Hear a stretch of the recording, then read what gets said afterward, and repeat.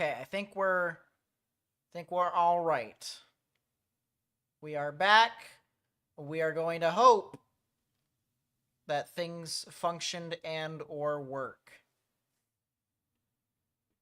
If you haven't already, hit that thumbs up button down below. You know how it is.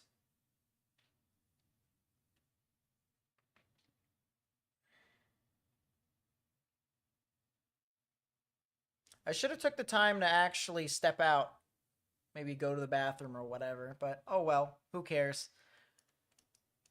New severe thunderstorm warning in the southern portion of Alabama, which includes portions of Evergreen and Castleberry. Are these storms now approaching that camera quite yet? It's not there yet. Which camera is this? Is this what? Red level. Gotcha. Gotcha. Yeah, if you haven't already, hit that thumbs up button down below. Helps us get this information out to more and more people. This is our second stream. We're going to be live until probably 2 in the morning Eastern. Probably.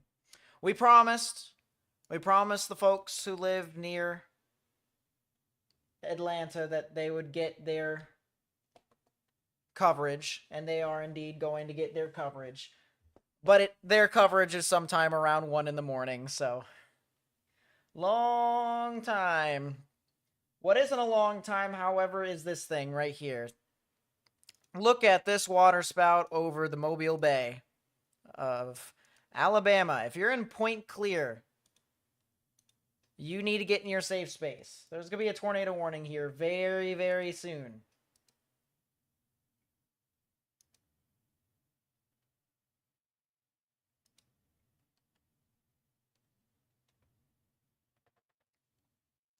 That is some pretty strong rotation here. We're talking 49 on top of, this would be 39. So that's pretty strong rotation for a water spout embedded supercell inside the line of storms. Please be sure, if you know anyone that lives near Point Clear and Fairhope, that they know that this storm could be heading towards them. I mean, this is definitely a heck of a water spout that could make landfall here very, very shortly.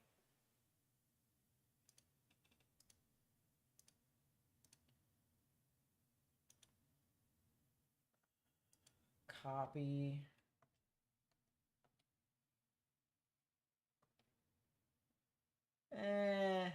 It's fine. We're good. We don't have to worry too much about it. You might have had a very weak tornado go over your house. I wouldn't be too surprised, but I also wouldn't be too surprised if it was just strong damaging winds as well. Rotation has fanned out just a little bit as it got close to the coastline. It did fan out just a little bit.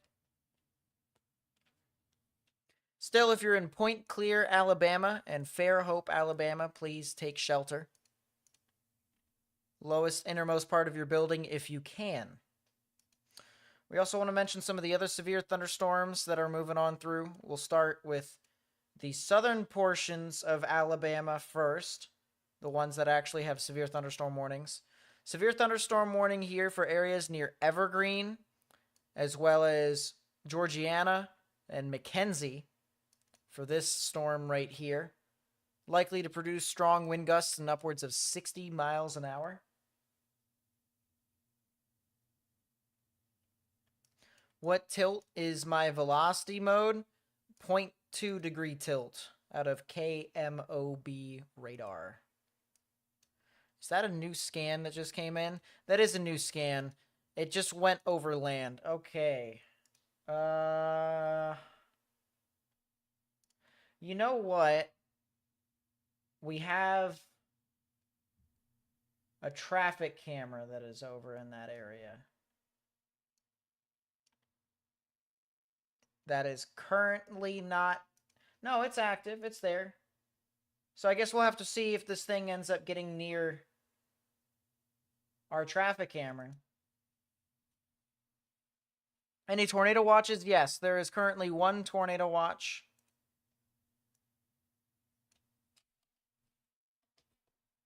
It is currently this watch right here. And that is a new severe thunderstorm warning that has been issued for portions of extreme southern Alabama as well as western Florida. So there you go.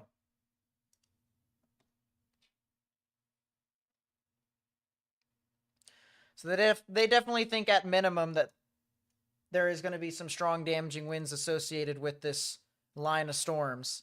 This will be heading into the Pensacola area eventually, as well as Milton and Crestview.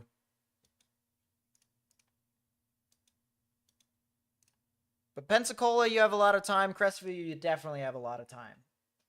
A lot of time between now and then. Yes, I am still watching. If you haven't already, please be sure to hit that thumbs up button down below. It helps us spread this information out with more and more people here on social media. There could be some people that go out to social media to watch their weather. And so we definitely would like to help out people who may need it.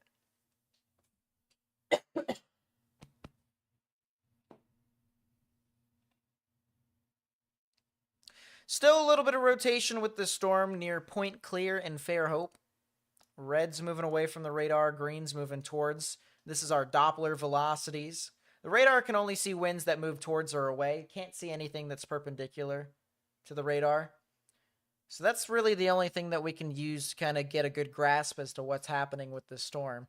But we do have some rotation with this, and it also had some pretty strong rotation over the water earlier. Look at how strong this was. You can see how tightly compacted and stacked this rotation, this velocity couplet was. So it definitely did produce a water spout. Let's take a look live here at this traffic camera that is at US 98. This is south and east of Fairhope by about, I'd say, 1/4 of a mile.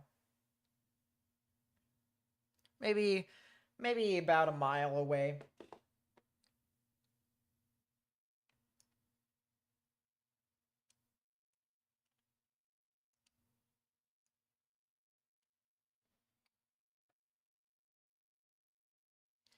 Check out the Fairhope Pier live cam.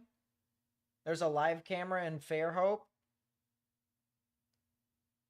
The more you know. I'm going to pull this to the side and look it up.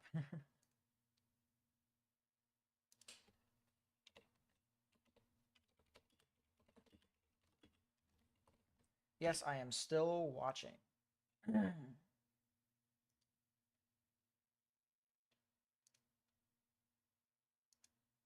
Oh, wow. So there is a camera over there. That's pretty cool. I'm going to have to add that to my camera map. But I definitely think this camera right here is getting more activity than the one that the one that's on the pier. So we'll keep it here for right now. And look at the wind here, honestly, guys. Look at the rain curtains that are starting to surge on through.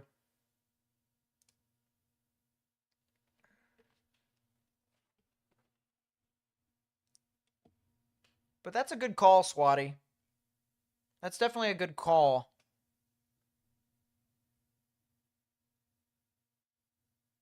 I appreciate you guys for helping us get this out to more and more people. As I said, if you continue to hit that thumbs up button down below, you help us spread this out to more and more people on social media who could potentially need this information. If at any point tonight while we stream a tornado warning gets issued, we want to be able to try and make sure people who are in the path get that required information for them to be safe. Looks like as the storm passed on through, things are starting to calm down just a little bit. So that's good.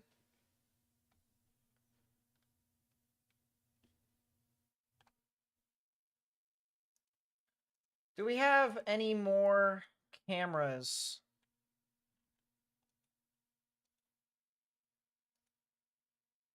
As of this time, it doesn't look like we have anything directly in front of this. We would have to look in, like, Florida cameras eventually. Could be some spin-ups within these storms down south of Dolphin Island, though. Right now, there's a couple little areas of water spouts that could try to move on through and meander about. Eventually, this is going to try and get very close to the coastline. This is what we're watching for the potential of some spin-ups, some tornadoes that are possible. So we're kind of keeping our eye out up and down this line. You're in Dothan, Alabama. How bad should it be? I'm expecting a lot of strong damaging winds for your area at some point this evening. Well, not this evening. At some point tonight.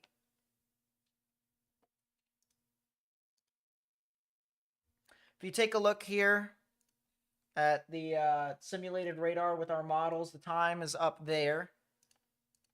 And so as the storm moves off to the east, you can see Pensacola gets their activity at around 11 Central.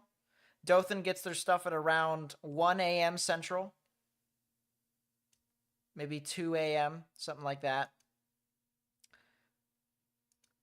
And then the storms kind of weaken beyond 2 and 3, which is really the good news with that.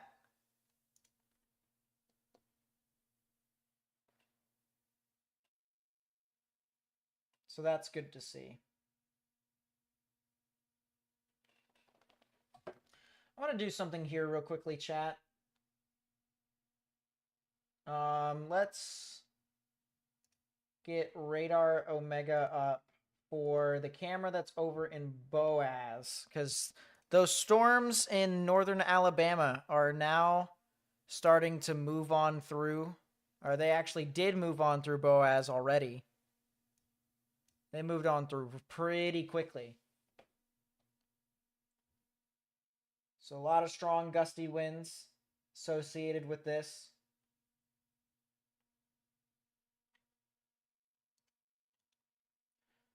We're going to copy this. Now, excuse me if things start to get really weird. I'm fixing part of my stream.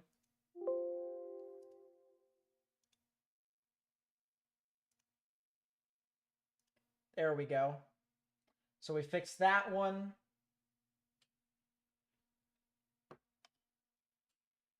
And then we'll fix the other one here in a bit.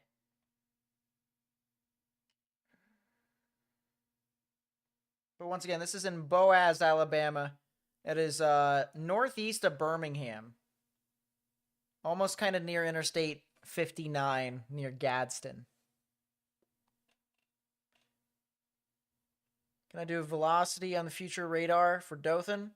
I can. It may not be completely accurate, but I definitely can. So let's do that. Real quickly, let me do the same thing that I did for the other one. It's going to look weird.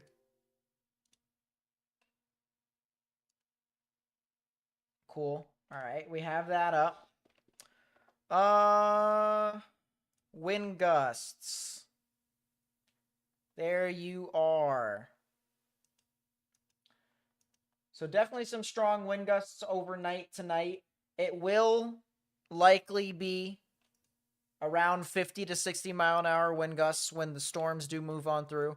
And then after that, things will get a little bit calm, just a little bit. And then the winds will start to pick back up again tomorrow morning as the front starts to move off and things start to get a little bit cooler.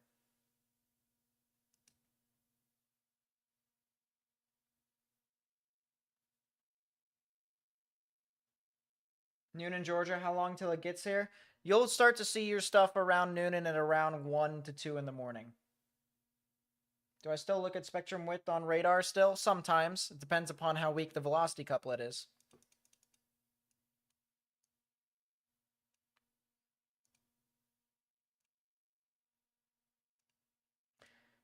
If it's relatively weak, sometimes I use spectrum width, and if it's not, I don't.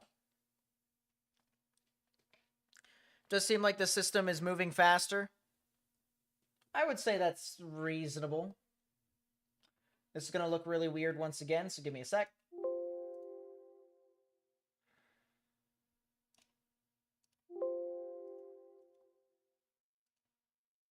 All right, we fixed that again. Boom, that's done. We got that golden.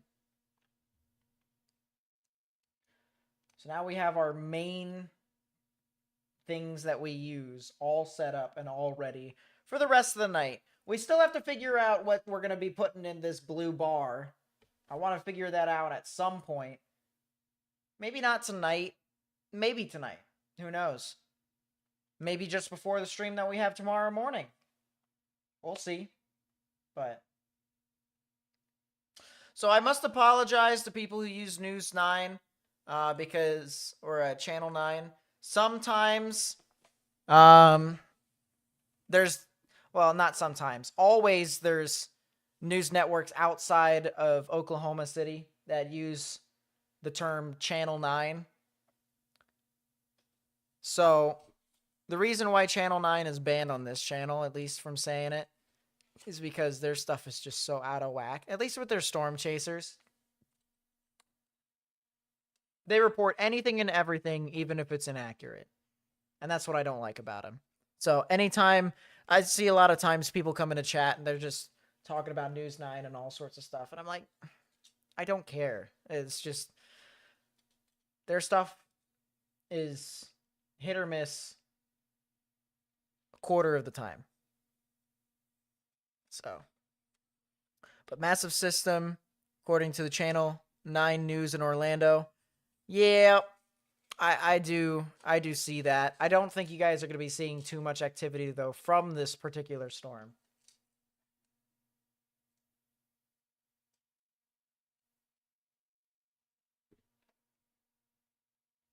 If you haven't already, please be sure to hit that thumbs up button down below. It helps us spread this information to more and more people on YouTube. Of course, if there is a tornado warning that is issued at any point tonight, we will try to get this information out to people who may need it, because some people will go on to social media, and that is what we are here for. We're also 1 like away from 100 likes, so that is also something to consider. Still have a couple areas of rotation off of the coast of Alabama and Florida from these storms. These are going to be the ones that are going to try to create your tornadic threat overnight tonight as well. Just really just this entire line right here. This is what I'm watching. Hey, that's up to you, landscape. It is up to you. If you want to subscribe, want to unsubscribe. I'm not going to force people to subscribe to the channel. I would love if people were to subscribe.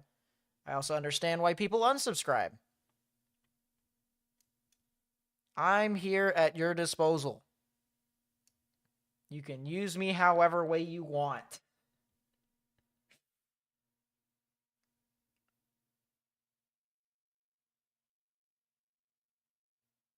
What can I expect weather-wise for Milton or Pensacola? A lot of strong damaging winds at minimum. There's a severe thunderstorm warning for the western side of Pensacola and the northwestern side of Pensacola. A lot of these storms are going to move on through and likely produce some strong damaging winds. At minimum and upwards of about 40 miles an hour. At maximum, it could be severe and upwards of 60 to 70 miles an hour. I think 60 is a little bit more realistic, to be honest with you.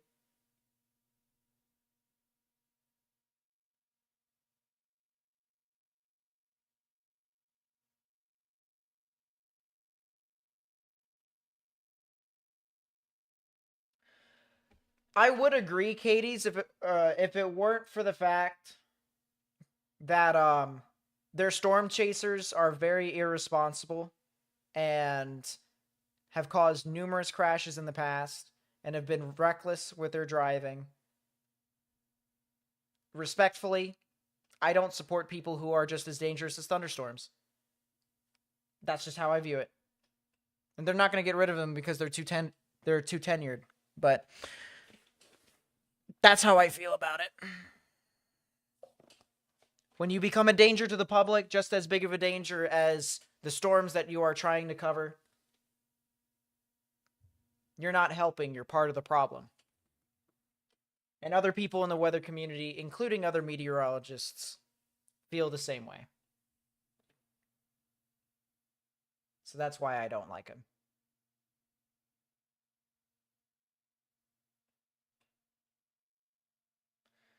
This is a tropical storm under radar. No, actually, so tropical storms usually occur in the summer to fall month or fall season months. This is still very early in our severe weather season with just regular straight line damaging winds and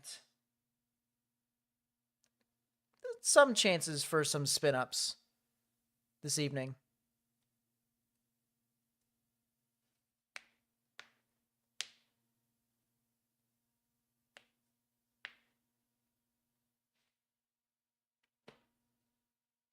What do I think about southeastern Virginia tomorrow? Do you think there is a wind event, possibly tornadoes as well? I think it's mainly a wind event. There could be the chance for a spin up or two, but I think more than anything it'll be a wind event.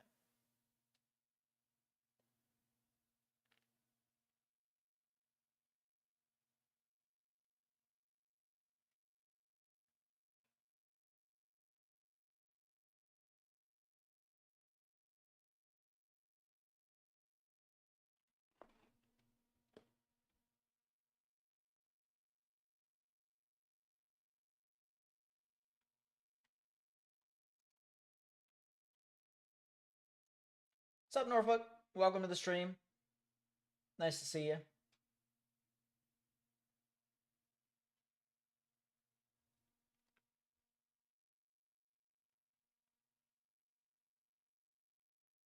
Yeah, big time wildfire risk over the next day. Even earlier on today, there's a plethora of wildfires.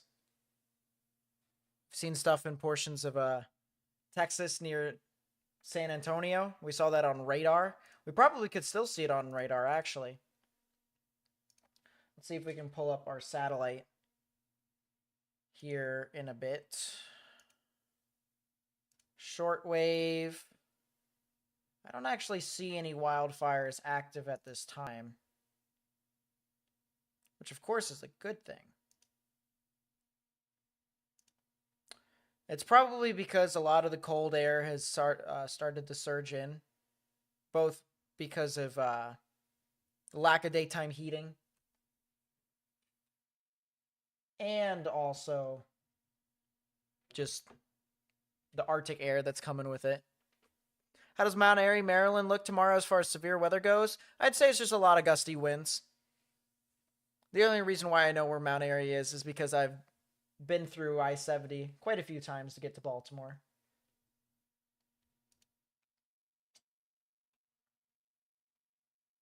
That was a police officer that I just saw, that I'm sure you guys saw right above me as well. That is a spin up. That looks to be a water spout just south of Gulf Shores. If that were to continue on its current trajectory, it would take it near the Gulf Breeze area. Actually, no, it wouldn't. Storm motion lied to me. I'm going to have to do it manually.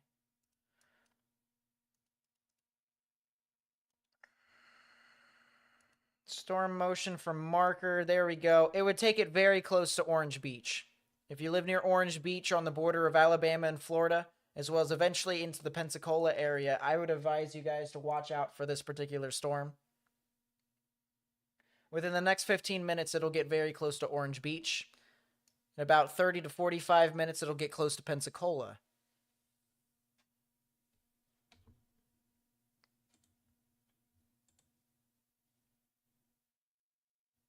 Am I expecting a bad severe weather season this year? Not as bad as last year. Last year had the second most tornadoes on record, I believe.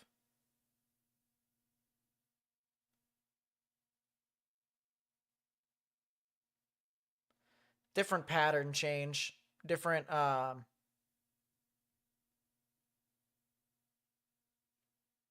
different characteristics that go into this one this year.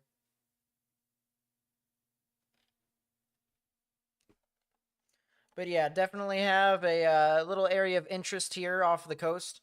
The reason why I can say that, or at least I can tell here with our radar, we have a lot of winds here that move away and towards the radar. Our radar is currently situated over into portions of Mobile. So up here is Mobile. Right here is our radar. And we take a look at greens that are winds moving towards the radar, and reds are winds that are moving away. The radar cannot pick up winds that are moving perpendicular, so it's kind of what we got, if you will. So greens are the winds moving towards, reds are the winds moving away. Right in the middle is where the tornadic rotation is at. Be heading off very close to the Orange Beach area here very soon. So if you know anyone that lives near Orange Beach, I recommend you let them know to get them indoors if they haven't already. I mean, I know it's 10 o'clock at night, but I know some people sometimes go out, take a midnight stroll, take a late night stroll, go out on the beach, look at the lightning. In this case, I would advise against that. I would advise going indoors. I would advise staying away from windows, as this particular storm here looks like it's going to try to be more than just a regular thunderstorm. So let's stay on the safe side. If nothing happens, better safe than sorry. But this storm, compared to all the other areas that we are currently looking at and analyzing, seems to be one that will try to be a little bit stronger.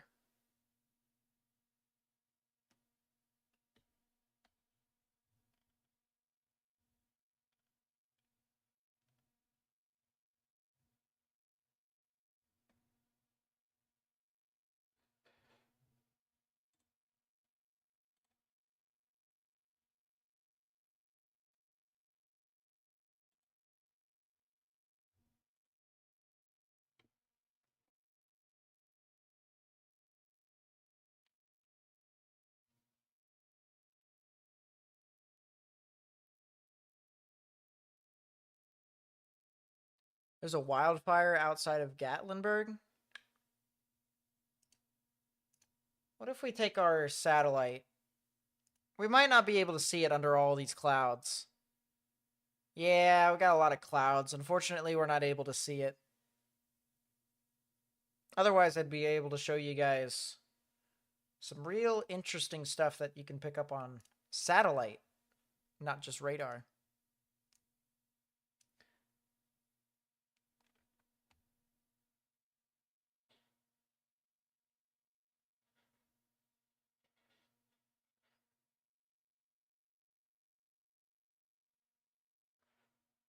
What's Noonan, Georgia going to look like tonight? Just wind? For the most part, it'll be just wind, but we did make a promise last night to the viewers who lived over in Noonan and Atlanta that we would stream up until that point. We would stream late into the night tonight. Storms will start to move on through that area at around 1 a.m., maybe 2 a.m. Eastern. So we'll be up. We'll be up by then.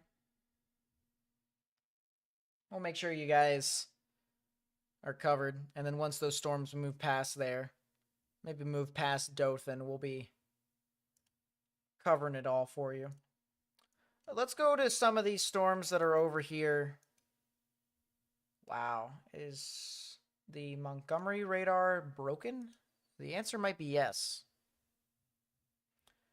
Your wife's in West Pensacola. If she's still awake, I would advise just letting her know that a strong thunderstorm could be moving near that area.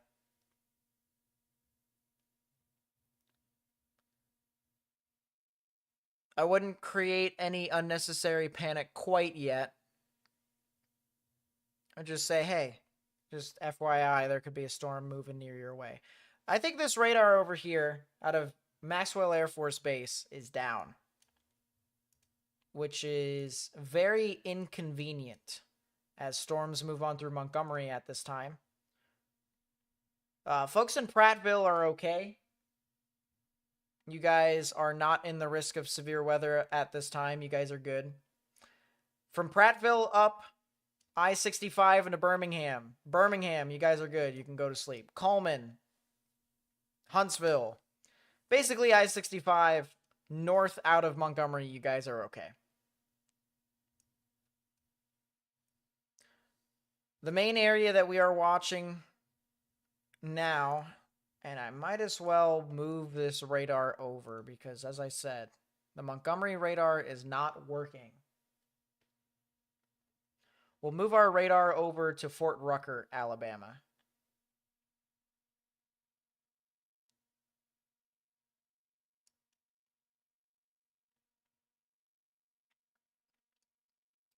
There's our storms. Our storms are moving about. I do see some strong damaging winds in some localized areas. I specifically see one that's just to the south of Montgomery near Pike Road, heading towards Mitchell and Shorter, as well as areas eventually towards Tuskegee. So if you live over here in portions of Montgomery County, as well as Macon County and Bullock County, potential for some strong damaging winds is possible for you all. I don't see anything tornadic quite yet, but don't be surprised if something over there could try to spin up. There is what looks to be an embedded supercell here that could try to maybe do something. But there's not really a whole lot of energy that far north, so I'm hesitant to say that it will absolutely do so. Should you be worried in North Carolina tonight, can you go to bed? You should be fine. If you're in North Carolina, you should be okay until early tomorrow morning. We'll actually pull that up here for you all.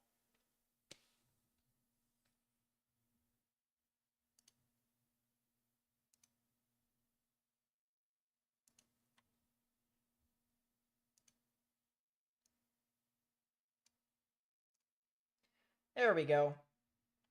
All right, timing, top left-hand portion of your screen, all the way up here. The timing is as follows. Rain will start to approach the western portion of the state. The line will start to get stronger as we move past 6 a.m. to 7 a.m., as that moves through Hickory and Charlotte, and then eventually into Winston-Salem and Greensboro. And then eventually, things will start to ramp up a little bit more as you get towards 11 a.m. and noon tomorrow. That's around which the peak of this event will start to exist, into which then storms will become a lot more severe, maybe even tornadic as that heads off into eastern North Carolina, southeastern Virginia could potentially get in play with that. We'll go over to Georgia and South Carolina as well, so that you guys can kind of see what I mean by that. Storms kind of weaken a little bit as you go past 2 a.m., which is the reason why we said we're going to stream Atlanta, and then after that, we're not really going to be focusing too much on it. And then once you get to 11 a.m., things start to kind of ramp back up again. 8 a.m., 9 a.m., 10 a.m., 11 a.m., the line starts to become a little bit more prominent. A lot darker reds, some purples, some pinks. And as that moves on through places like Florence, Charleston, Myrtle Beach, stuff will start to really clear out once you get into the mid to late afternoon. You guys should be fine. Dothan, stuff is really going to be moving on through your area at around 2 a.m., maybe all the way up to 3 a.m. Eastern, so 1 to 2 a.m. Central.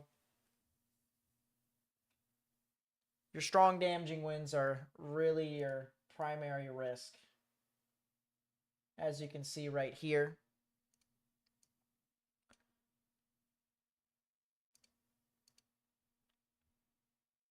But that's basically what you got with that.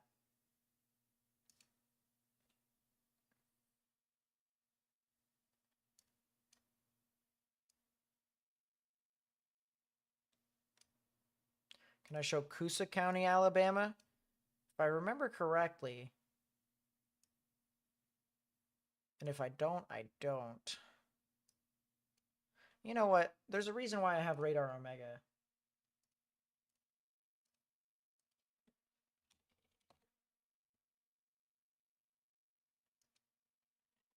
Coosa County is in the middle. Gotcha. All right, we'll put the camera back on. In Boaz, we'll go to the radar. Coosa County. All right, so Rockford is good. You guys are all right over there in Rockford. Sylacauga, you guys should be fine. Areas near Goodwater, you guys are probably seeing some gusty winds. I don't see anything tornadic whatsoever. I think it'll just be one of those typical severe storms. Just one of those typical severe storms. Any possibility of tornadoes in Charlotte? It's a very low possibility in my opinion, but it's a non-zero possibility. I think there's a camera getting hit in Orange Beach right now. I wouldn't be too surprised. I want to take a look at the storms that are up in northern Alabama real quickly, as we are starting to get severe thunderstorm warnings over into portions of Georgia now with Dade and Walker County, as well as Chattooga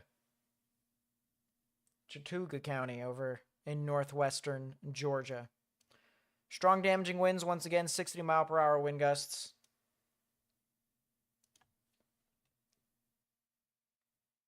Is KMOB broken or something? Did it break? It better not have. It doesn't look like it has.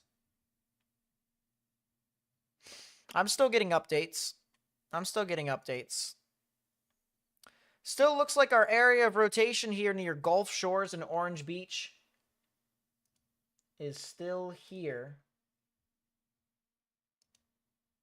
Rotation starting to move on shore. Will I be live tomorrow? Yes, I will be live tomorrow.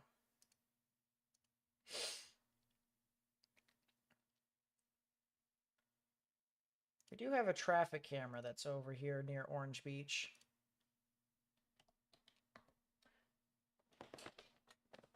The visibility is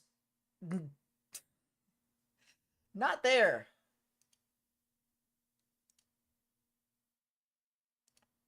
What happens if I zoom in?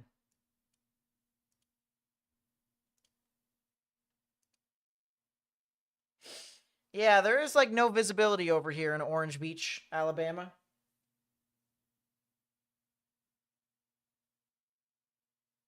Power's out here in Noonan. We've had strong winds ahead of the storm. No rain yet. Yeah, interestingly enough, a lot of those winds are pretty much what you're going to be getting throughout, you know. Today, tomorrow night. Just a lot of wind. It's really what this storm is, with or without rain. I appreciate it, Godzilla. We're just here talking about weather, doing what we can. Feel free to stick around if you need to. Feel free to leave if you need to as well. The world is chat's oyster. I'm just here to live in it. Renita with the 5, thank you so much. I really do appreciate it. Says, can you please check Macon, Georgia? Macon, Georgia, believe it or not, is actually going to be on the downtrend aspect of this system. So we'll pull that up here. Once again, timing, top left-hand portion of your screen here.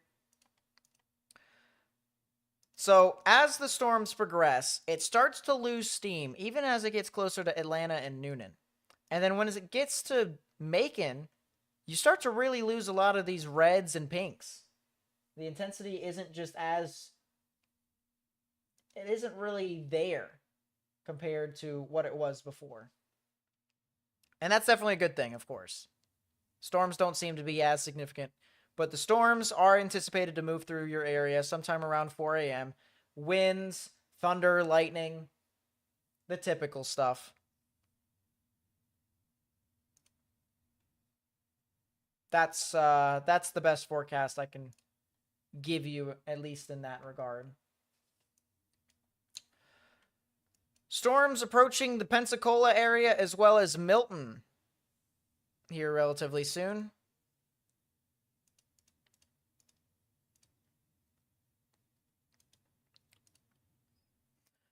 Pensacola, you'll be starting to see some of this stuff within the next 20 minutes. Maybe a little bit more than that as well.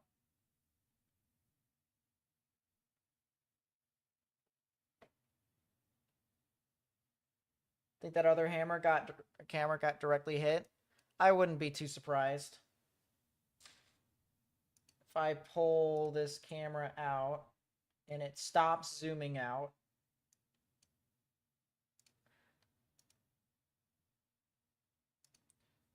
we can show y'all what's happening with this camera. And I'll tell you what, it's definitely got some gusts. Look at the rain.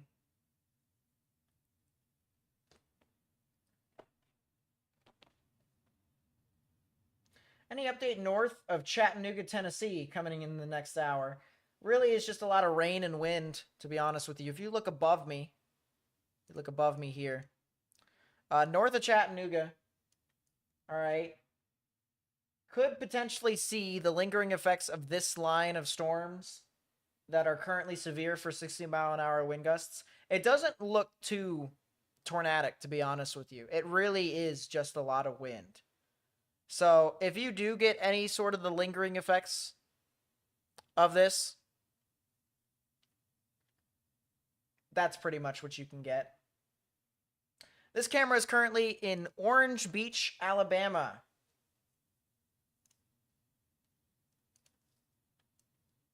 Orange Beach, Alabama.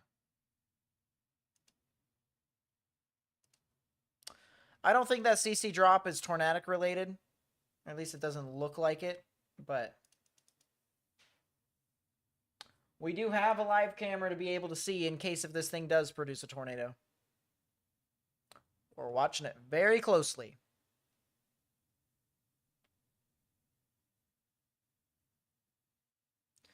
Tell me what the thumb of Michigan should be expecting. Really, once you get up into that part up there,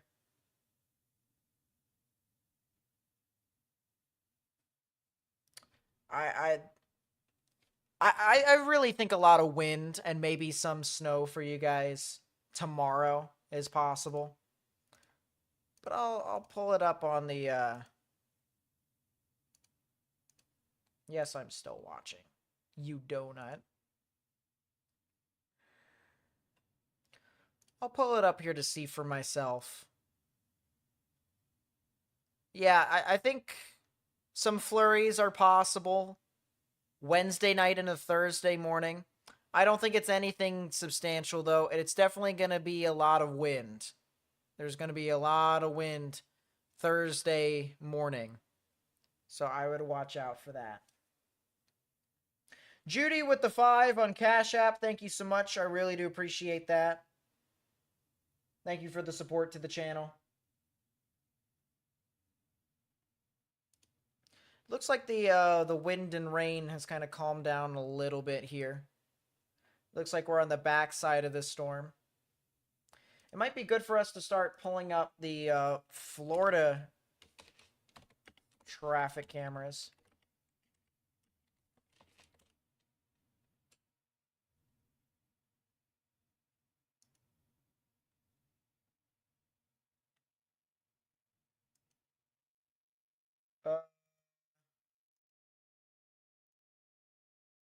I want the map. There's the map.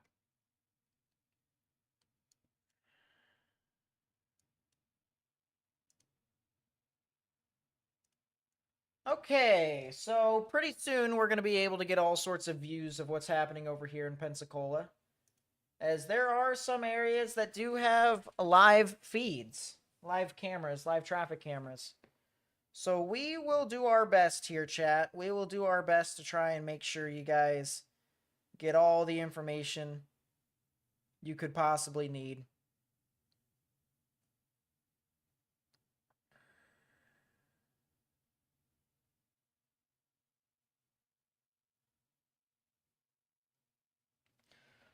Will Beavers with the 5. Thank you so much. I really do appreciate the super chat. Again, supporting the channel.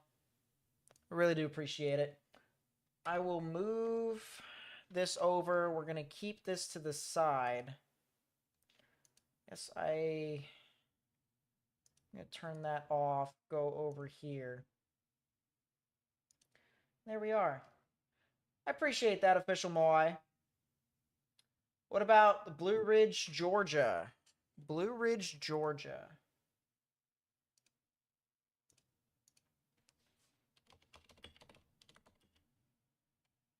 Blue Ridge, Georgia is pretty far north, to be honest with you. It's really up there. I would watch out for some strong damaging winds, if anything.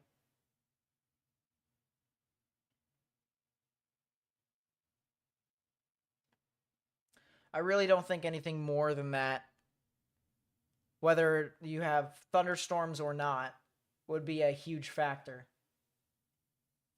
Is there a tornado threat for Atlanta? Just tuned in. Sorry if you covered it. It's all good. There is a non-zero tornado risk for Atlanta. I think it's more of a wind risk more than anything. But I promised folks who were from Atlanta and Noonan last night that I would stream all the way up until the storms pass that area. So we're going to be covering it anyways.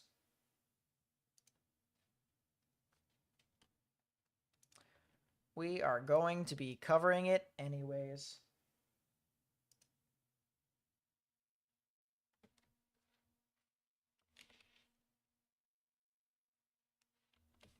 Someone asked about, I believe that is Adairsville, Georgia.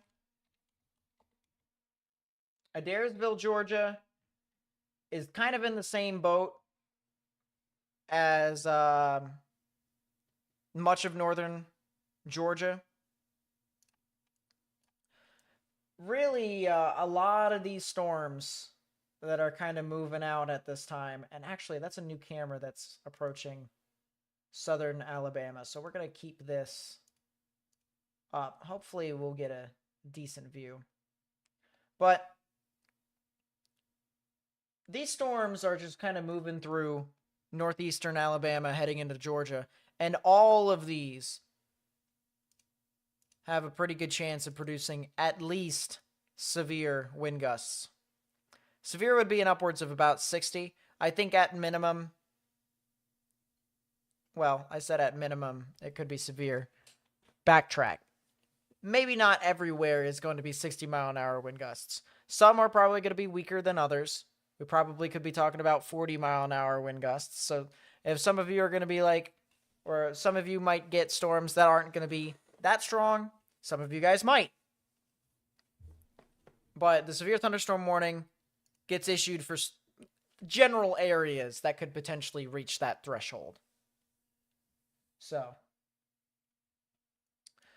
long story short, Adairsville does qualify for that, but the storms probably won't reach your area for another, I'd say, 45 minutes to an hour, give or take. That's kind of what I'm thinking.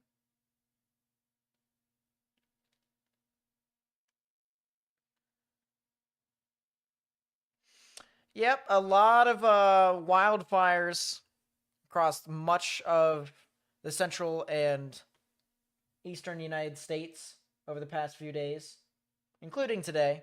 So I would watch out, folks that may be out in some very dry conditions, such as Texas. It would not be advisable for you to light anything on fire. Gwinnett County is Atlanta, close enough. It's northeast of Atlanta, at least. We'll be covering the storms as it approaches you guys. We'll see if we'll be still on by the time it gets past you all. We'll definitely get the storms as it passes Atlanta. But as I said, really much of Georgia, okay? Much of Georgia with the exception of southwestern Georgia. So we're talking like Bainbridge, Albany, Eufaula, right on the border of Alabama and Georgia, Columbus. You guys are probably going to see a higher risk for tornadoes more than others in that state. It'd be more of a wind risk more than anything. What about Picayune, Mississippi? Mississippi's good. Mississippi is good for the rest of the night. There's going to be a lot of wind heading into tomorrow morning. All right, so keep in mind, if things get gusty, it's normal. That's anticipated. But Mississippi is good.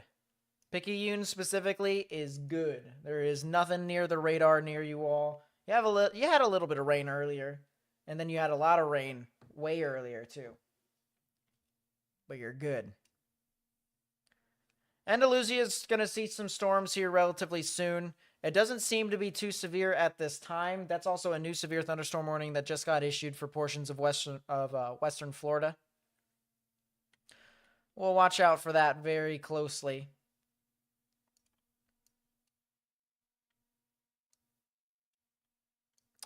Right now, I don't see any areas of spin-ups. So that's the good news.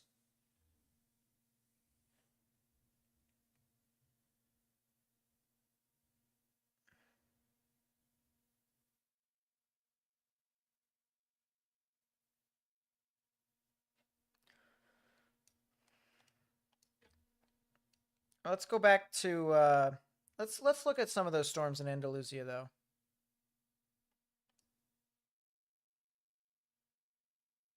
So I do see a couple of storms here just based off of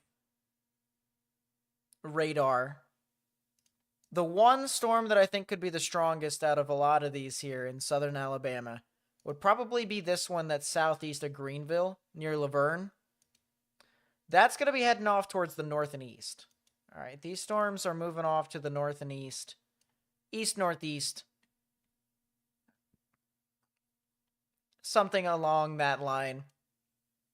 Could see some 60-mile-per-hour wind gusts over here near Laverne, Petrie, Troy, Banks, and Brundage.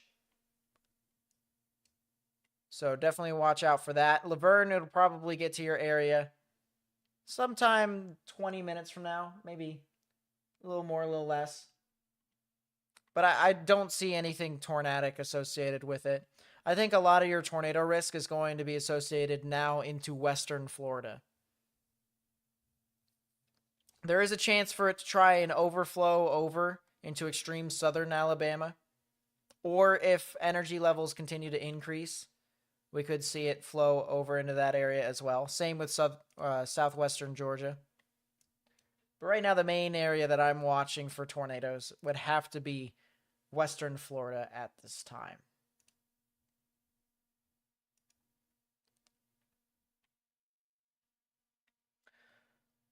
Let's see if we can get some traffic cameras going on over here.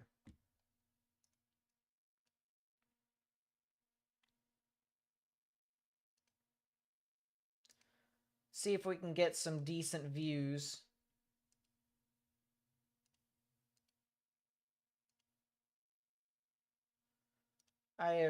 That's looking...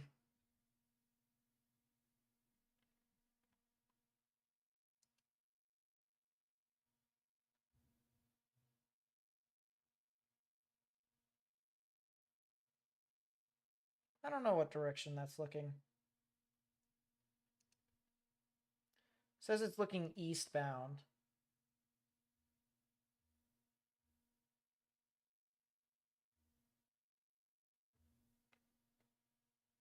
That's definitely on the northern side of the bridge.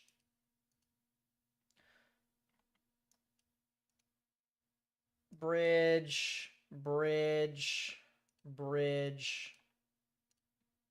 Not any real good sky cameras, unfortunately. Would love to have a sky camera that would just overlook the city. Overlook some of the areas that are over there. Beggars cannot be choosers, though. Beggars cannot be choosers. We work with what we got. Storms are now starting to move on through Pensacola. As I said, there was a new severe thunderstorm warning that was issued here for western portions of Florida. I don't see any real area of concern with some spin-up potential. That could definitely change here over the next 5 minutes because the one thing about spin-ups is that they do change very rapidly. Things can just kind of flip a switch.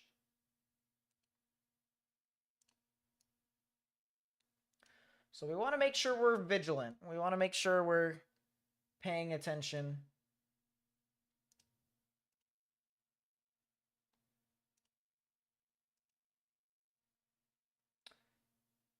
Man, is that camera over in northwestern Pensacola really interesting.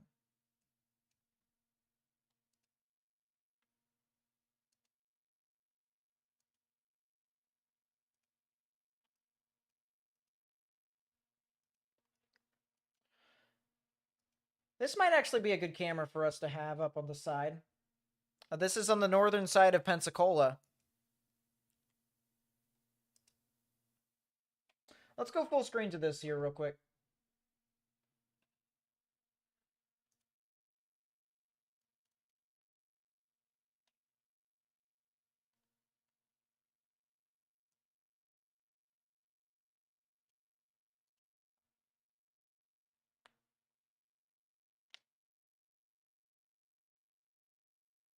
It seems legit one of many cats.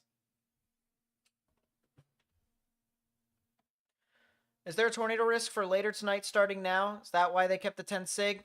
No, so the reason why I believe they kept the 10 sig is the wind shear will always still be a external factor that can kind of force things to become a lot more significant than they would originally be. We're still live here because we promised the folks of Atlanta that we would stream all the way up until the storms got to them.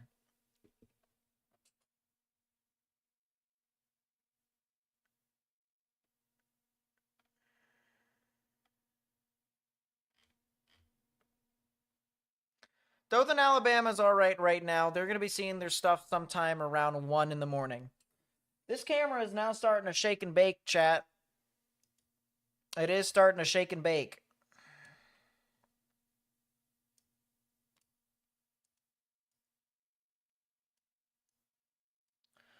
We're going to be seeing some visibility drop here pretty soon as well.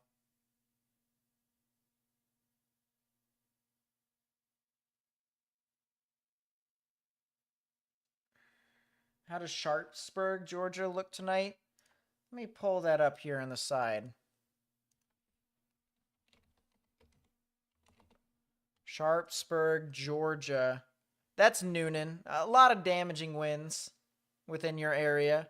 Be sometime around 1 in the morning Eastern is when you guys could get your stuff. And we'll be live by the time it gets to you. I don't think the tornado risk is going to be that big for you all. Pouring buckets in northwestern Florida. Yeah, that sounds about right.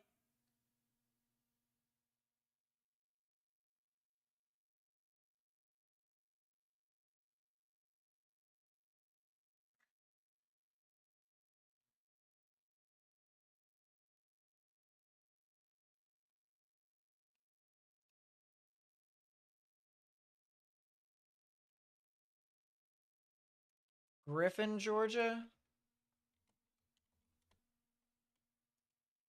That's pretty much the same area. So yeah, stuff will probably get it there at around 1 to 2 in the morning. That means the storm is not strengthening.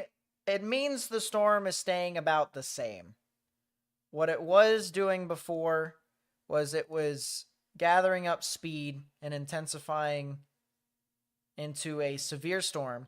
It got to a severe storm once it got to Gulf Shores, and now it's stayed in that current, say, phase ever since it made landfall. Now, there is still a chance for maybe a spin-up tornado to be possible. We're watching one area very closely. I don't think...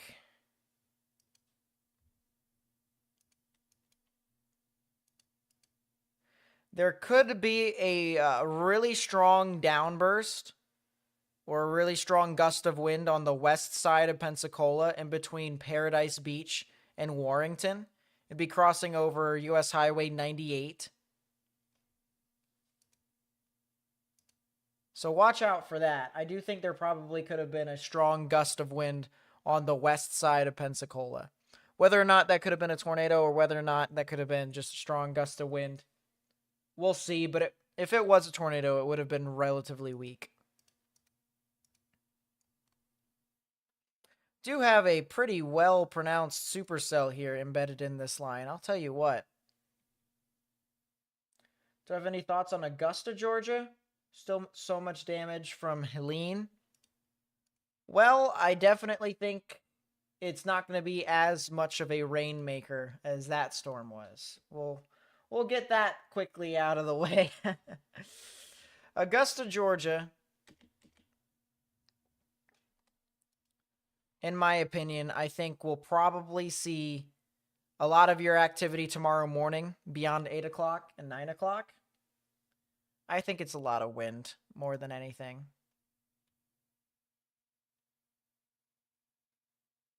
Wondering if these storms will impact super eastern Tennessee. Not really. The main reason why that is the case is because the energy, at least with northern extent, is not that significant. I'll show you guys here what I mean by that with the meso-analysis. Mixed layer cape, all right? What we're looking at here as my screen, actually, you know what? This is the perfect time for me to fix this real quickly, everyone. I am going to do something really weird, but give me a little bit of grace.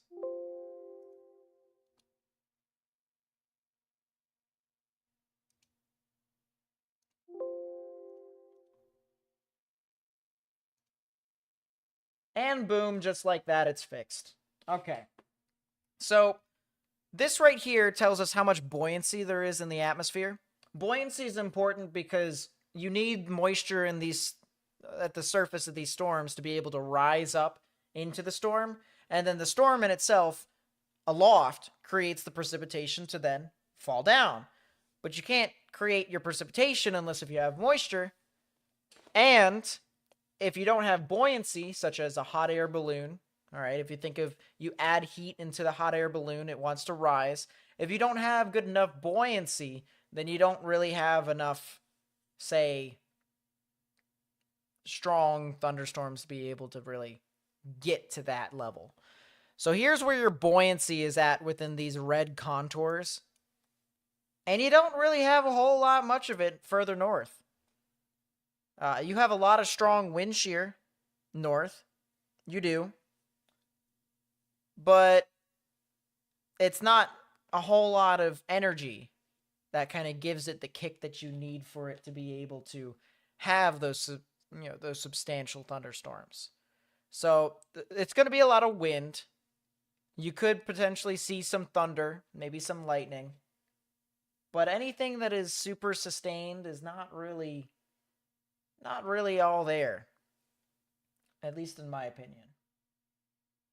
But that's the reason why we're watching Western Florida very closely, is because we have a lot of buoyancy, a lot of energy that is riding along with this line here. Watching that very, very closely.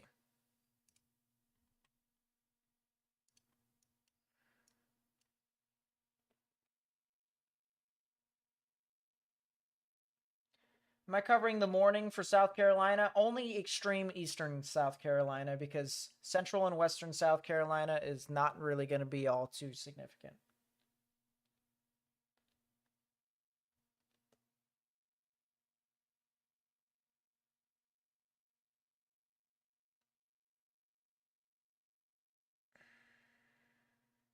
If anything, the more significant activity is going to be in eastern North Carolina. Harold, Florida here. What are the chances of tornadoes? That is a good question. Let me pull this up here real quickly so that you guys have the camera. Now, I will say, just because some of those areas don't have buoyancy, it doesn't mean that tornadoes can't form. It's just very unlikely for it to be able to do so, like what we're seeing down with Pensacola and with Milton and with Mobile that was earlier and with Gulfport. We had a tornado that was west of Mobile, Alabama, on the Mississippi side of the border. That was all because of that buoyancy. So.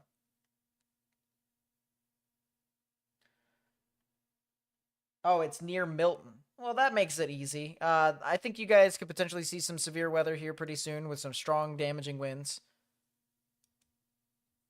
As for your tornado threat, it's very touchy right now. I don't see anything that spells tornado at this moment, except for maybe this little spin up that's off of the coast of Gulf Breeze. If it does do anything, it'll head towards Navarre or Navarre.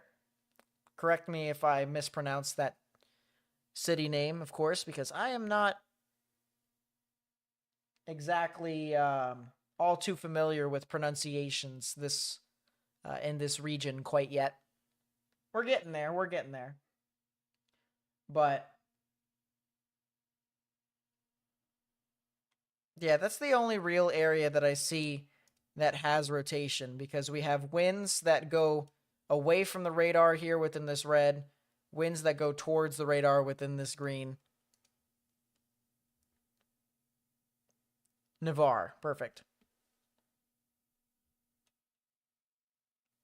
Perfect. We're trying to get there. We're trying to get there, chat. And if I do mess up some town names, I don't take offense to that. I would rather be correct, because if some random person comes into my stream and I say their town name wrong and there's something important that's going to happen over there, they might completely ignore me because it's not the sound of their town name. So that is a new mesoscale discussion for probably a new tornado watch.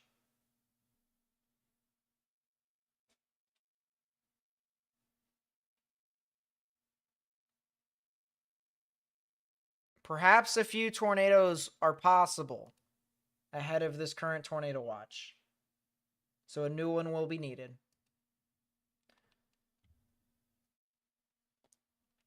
See, chat, and this is why we are still here.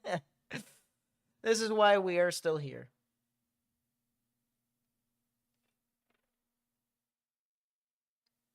I appreciate everyone, by the way, for sticking on the stream, talking in chat, and stuff like that. If you haven't already, please be sure to hit that thumbs up button down below. It helps us get onto the YouTube algorithm so that we can get this stream out to more people who could potentially need the information. Let's say a new tornado warning gets issued at some point here soon. This live stream could definitely help them make the correct decision to be safe. I'm not sure a whole lot of news networks or channels that are live at 11 p.m. Central, midnight Eastern. So we try to make sure people are safe.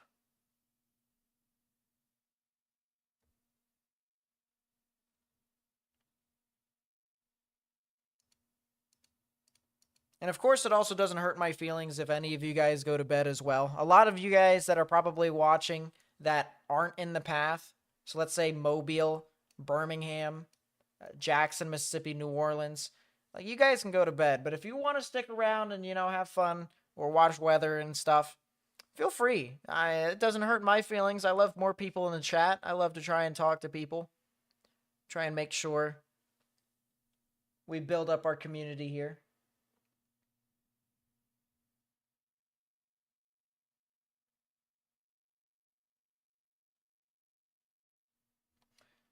All right. Pretty soon we will have our new tornado watch that will show up. Did it get issued yet, chat? I'm not sure if it did get issued yet.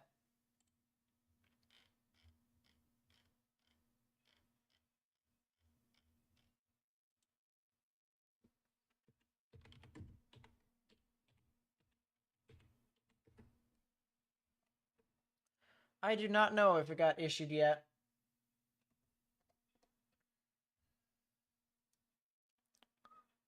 Because I know the mesoscale discussion said it would. New tornado. Yeah, it did get issued 3 minutes ago. So it'll just take a little bit for me to pull it up on my program. It does include Tallahassee as well, and Apalachicola. Albany is not included. It is just barely out of the risk.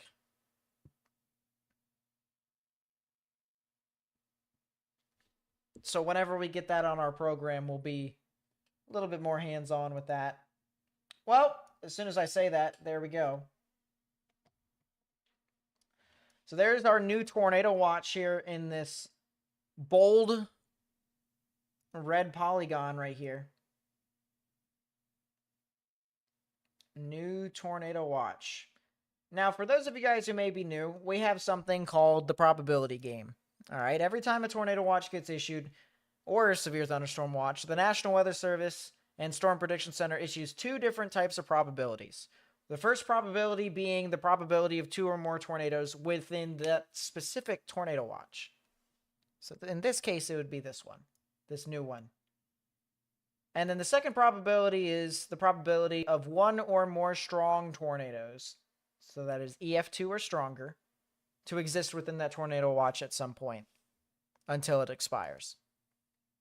So some people, for reference, actually, I could say for reference, the previous tornado watch that was just to the west had a probability of 60% chance of 2 or more tornadoes and a 40% chance of 1 or more strong tornadoes.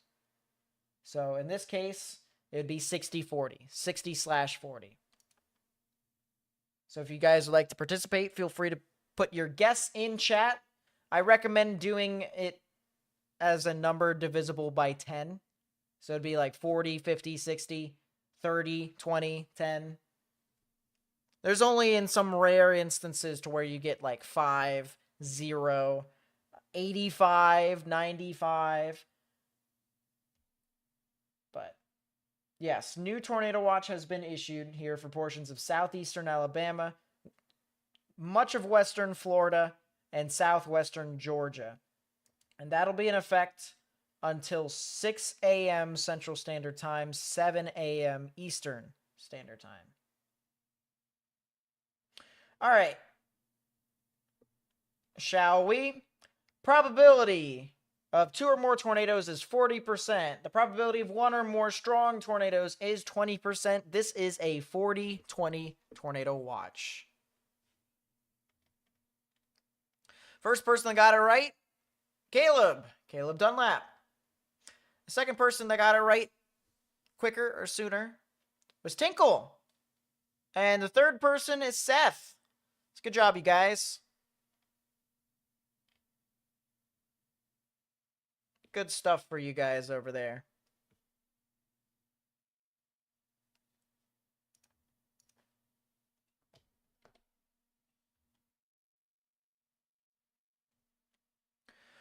Looks like western Pensacola is starting to get out of the risk of severe weather.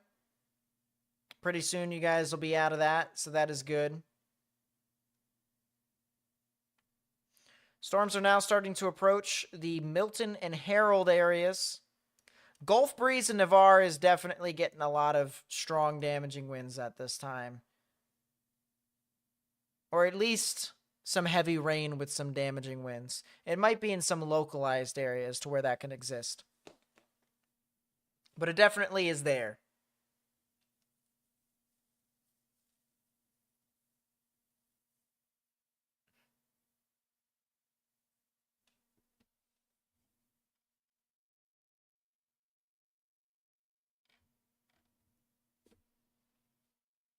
Really should be 10-0.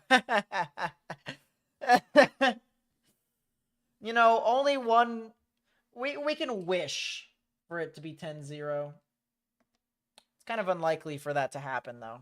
I do think we could see a spin-up or two. As soon as I change the view over to this traffic camera, it stops. Coincidence? I think not. All I'm trying to do is just give perspectives. The Florida traffic cameras are shutting me down. I'm just kidding. They're not shutting me down, guys.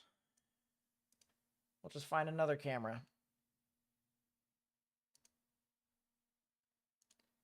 Another camera with a decent view. That's a decent view. Gives some good depth perception. Northeastern portions of Pensacola is where we're currently looking at. And just to verify as well that, you know, time is right and everything. It helps to have the time up there somewhere. We also have the time in Eastern right here because this is where we're streaming from. We stream from the East Coast. Not on the East Coast, but the Eastern time zone. Dothan is indeed under a tornado watch.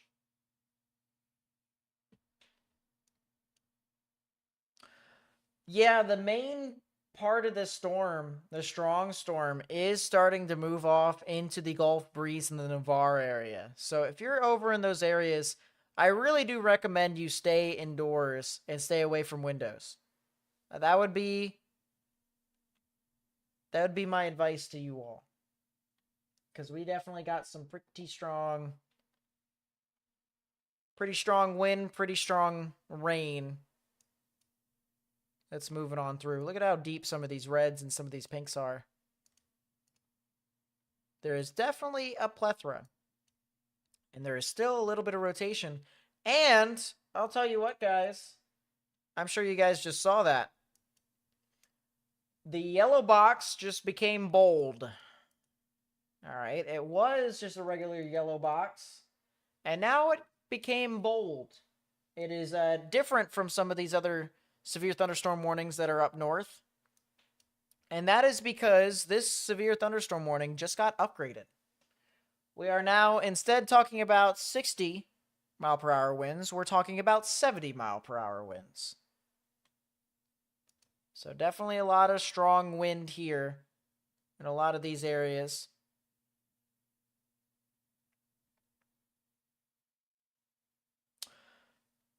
We had a weather station here in Pensacola at one point reading a wind gust about 5 minutes ago of 44 miles per hour. I think that's pretty much the bare minimum across a lot of these storms here. Would be 44 miles per hour. I see 41 miles per hour as a bare minimum. So that really does sound about right. 46. Some sustained winds at 32. So yeah.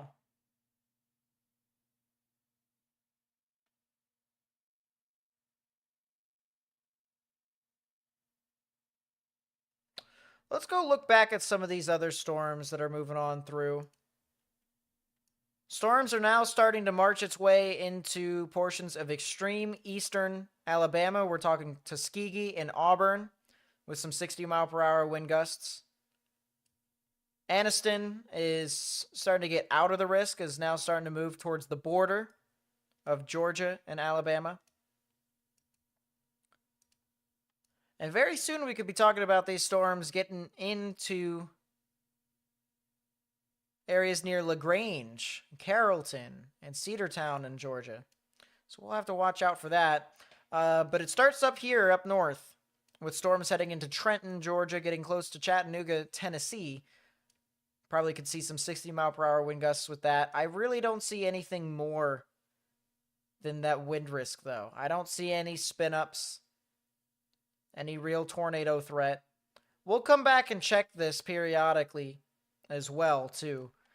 But I don't see any bits of rotation, really.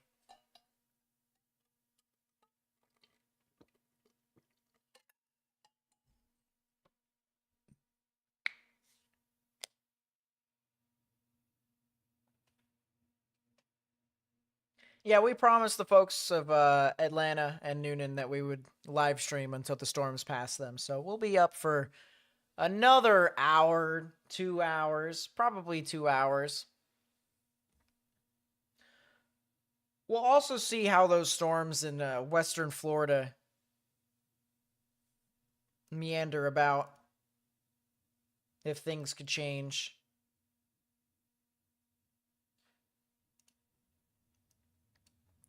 Pretty soon, actually, I think we're going to do it right now. We're going to move the radar from Birmingham to Atlanta. The radar that's over here near Noonan. I appreciate everyone in chat, by the way, for being here. Thank you guys so much for watching. We're pretty close to 300 likes as well. Of course, the higher the amount of likes that we get, the more people we can spread this stream out towards.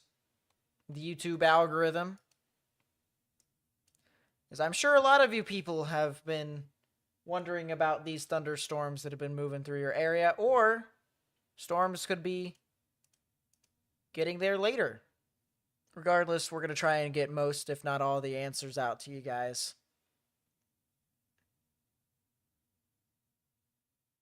As we are now passing 5Z, other known as midnight Eastern, other known as 11 p.m. Central.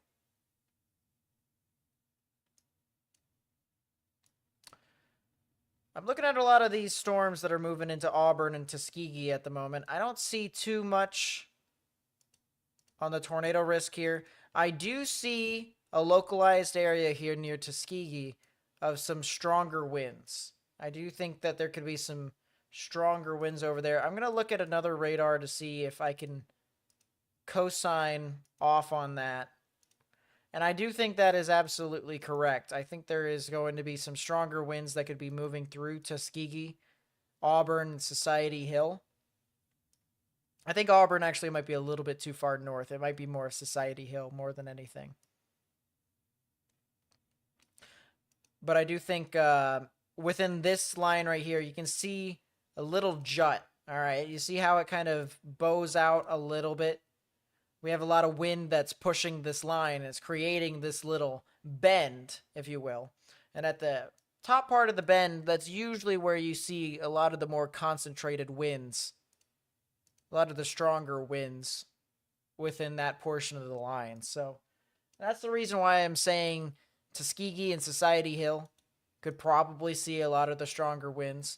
Really areas that are south of I-85.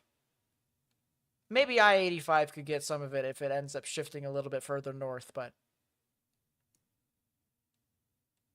that's my current thought process with some of those thunderstorms.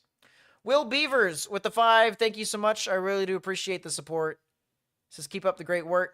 Thank you, Nate, from Noonan and the Beavers family. Well, I appreciate you guys watching us. As I said, we're going to try and make sure you guys are taken care of. Huge question. You train for this stuff? I'm currently in college studying for meteorology in Penn State. And I'm almost done with my weather forecasting certificate from Penn State as well, too. So it's a double whammy. But I got done with my class on mesoscale already for reading radar and forecasting. All is left is tropical and some general weird storm interactions class. And then that's it for that certificate. But that's also the reason why I try to make sure, because obviously it may seem like I'm young to you all. I try to make sure I make convincing arguments by talking through my thought process of exactly what I see and what happens on radar and how it can translate down to what's on the ground.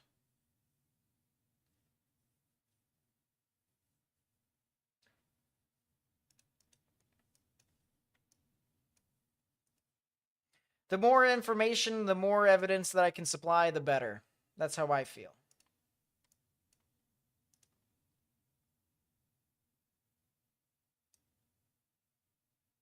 Trust me, I've been doing this for 6 years. I'll be okay. I'll be okay. I'm not planning to go on to broadcast meteorology anyways. That definitely does not pay.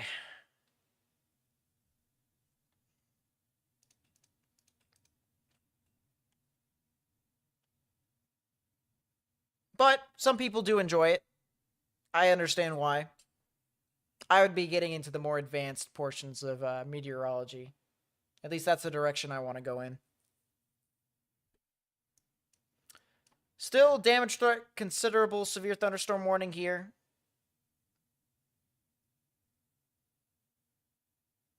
And I also find it really funny that I say that as well. Just the backtrack about being able to do this before I get licensed.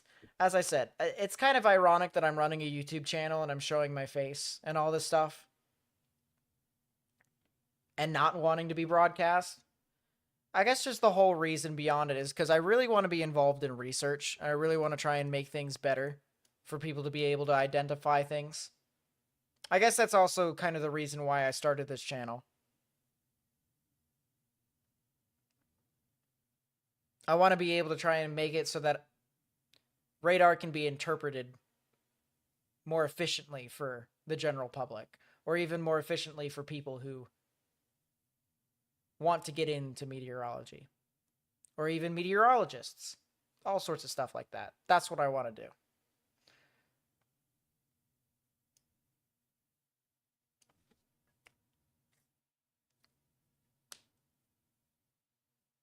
We also have some cool hot takes on the channel. It's not all just weather, but we try to make it mostly about weather. We try to have fun with you guys as well, too. We're all human beings in the end, right?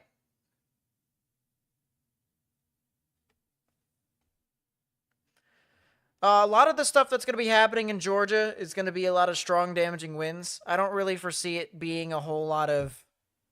I don't foresee it being a huge tornado risk, if anything. The southwestern portions of Georgia is really going to see mainly your highest risk for tornadoes. At least that is possible for it to be there.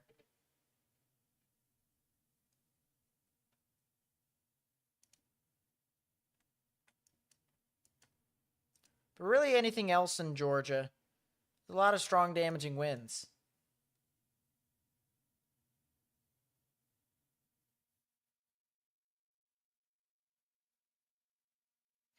Will there be enough rain to distinguish the fires in South Carolina? I think there could be. I guess it depends upon where in South Carolina. But I think there could be. There could be some strong, severe weather in eastern South Carolina tomorrow as well. And we'll more than likely be live for that. We're going to have a quick turnaround, try and get a little bit of sleep. Turn around, and then try and jump right back into it.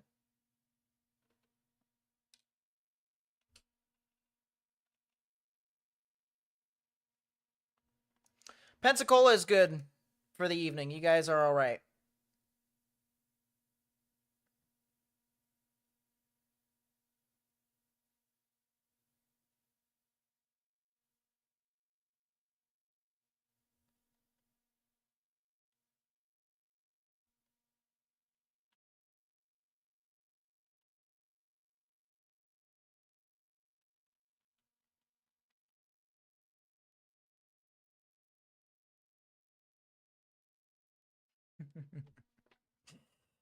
Oh, boy.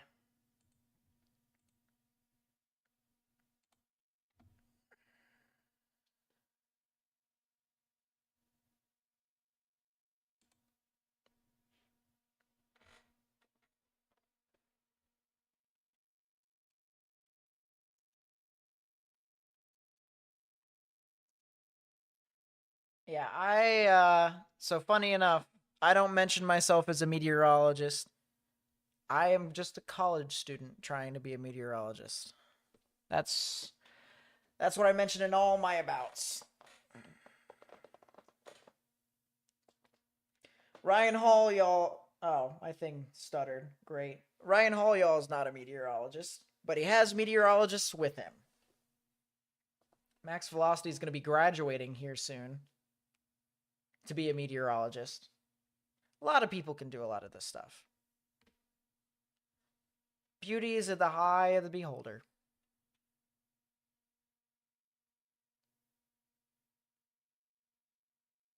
Same with information. How trustworthy do you think information is? Well, I guess speaking of information, the good news is that I-10 seems to be kind of a little spared. There's not really as much heavy rain associated within that area. It almost kind of looks like it's just for the past 10 minutes, there just hasn't been a whole lot of stuff that's been there. But there is a little storm that's getting into Herald. I know someone who is in chat lives in Herald.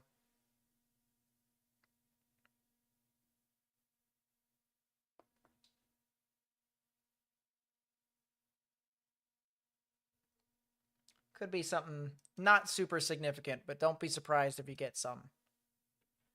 That is a new damage threat considerable severe thunderstorm warning that just popped up. My goodness, that is a larger one. Is there a tornado possible tag associated with this as well? No, there is not. So that is good. That's pretty accurate as well. I still don't see really any area of rotation up and down the line here.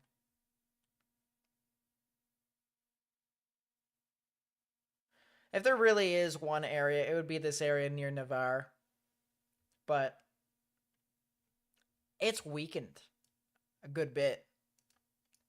So we're talking about 70-mile-per-hour wind gusts as the main concern with this storm. If I were to split it into two areas, because that's really what it is, we kind of just have a little bit of a lull in weather that's near I-10. If I take the severe warnings off, the two areas that I'm watching the most is this storm and then this storm. Those two right in there. Very high values of reflectivity, a lot of rain, maybe some hail as well. Maybe a little bit more in one than the other. But usually that kind of tells us as to where our stronger storms are at. You can also see right here, you see this kind of line of brighter green? That is usually associated with some stronger winds. That's kind of not associated, but it's a line of winds that are just kind of moving along and forcing the storm out to be a part of this this line segment. If we zoom out here, you can kind of see it almost connects up with our other storms that are up in southeastern Alabama. And so that continues to go all the way down, connects all the way into portions of the Gulf. And even though we have this little break here where there's not as much rain, all of this is connected in its own way. And as I said, I'm still seeing a little bit of some strong gusty winds in those areas. I know some people in chat are going to be asking about hail. Hail is not really a major risk this evening, but you could see little teeny bits of hail. Little teeny bits. At least according to the radar here, you could potentially see 1/4 of an inch of ice that could fall. Not really that large. Not enough to do damage, at least. That's the good news. This other storm down here, on the other hand, the second half that I was talking about, this one will more than likely produce your 70-mile-an-hour wind gusts at some point. Right here, you can kind of see the line bows out.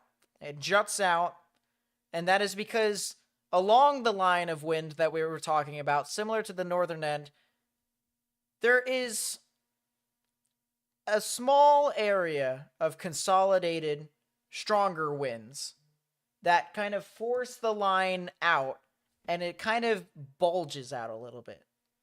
And at the front part of that bulge right there, which is kind of near Navarre at the moment, Navarre, I should say, not Navarre, Navarre. That is where you could probably see your stronger winds, as well as that being associated with a mesocyclone, which means that aloft, the storm is also rotating. So it's normal. It's a normal process for some of these severe storms to be able to go through, for you to have rotation aloft, but for it to not go down to the ground. But that would also be associated with some strong damaging winds, and that's the reason why they issued a damage threat considerable severe thunderstorm warning out in front of these storms.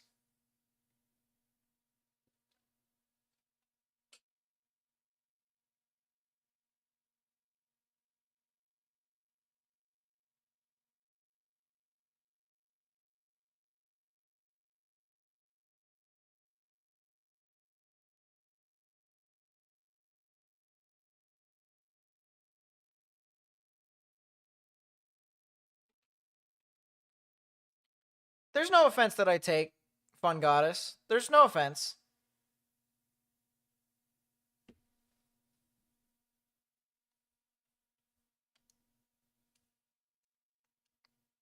I cover the areas that have the most impactful weather.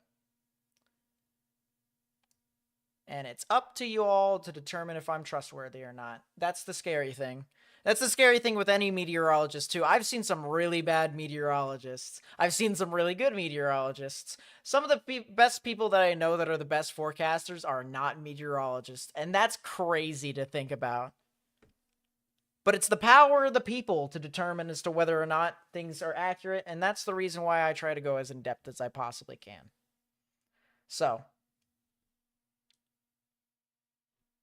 you have your opinion of how you do things. I have mine. We can agree to disagree, can we? That's the fun part about being civil, right, chat?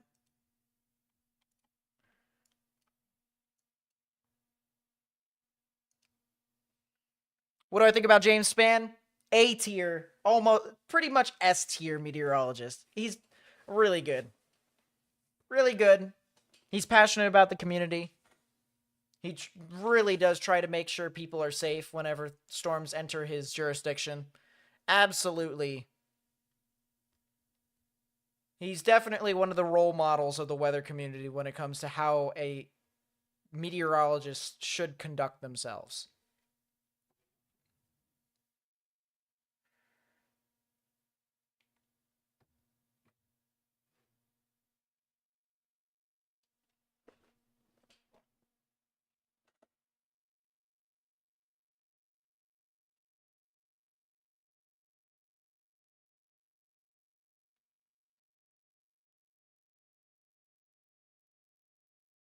What about Lanier County, Georgia?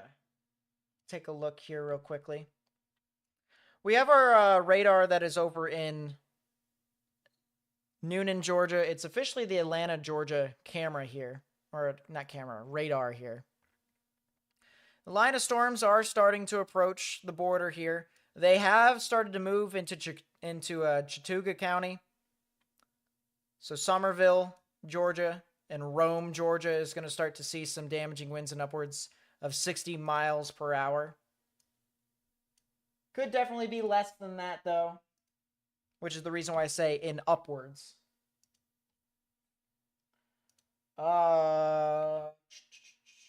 Lanier County, Georgia. I really think you could see your activity tomorrow morning. It would be at some point around 6, maybe something around then. Let's take a look at the models and show you guys here. Get some of the timings for you guys as I reset this. Push this back and then lower it.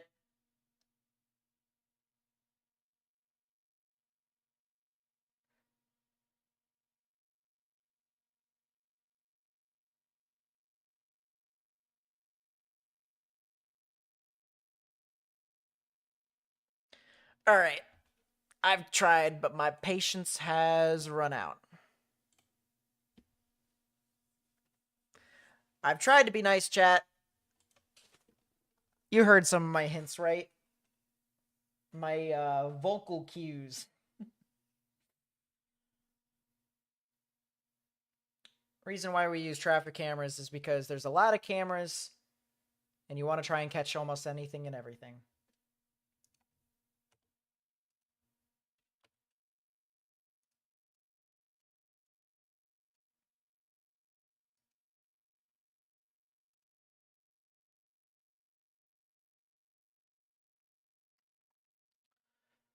Weren't we just... My brain is fried.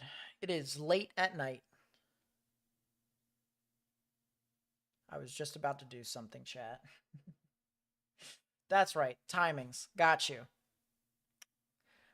If you couldn't tell, we've been live for almost 12 hours. And we're planning to do more. And we live streamed the previous night, too, into portions of Oklahoma. So we've been doing all sorts of stuff. All right, timings for you all. Top left-hand portion of your screen up here. See this? 1 a.m. Eastern. Cool.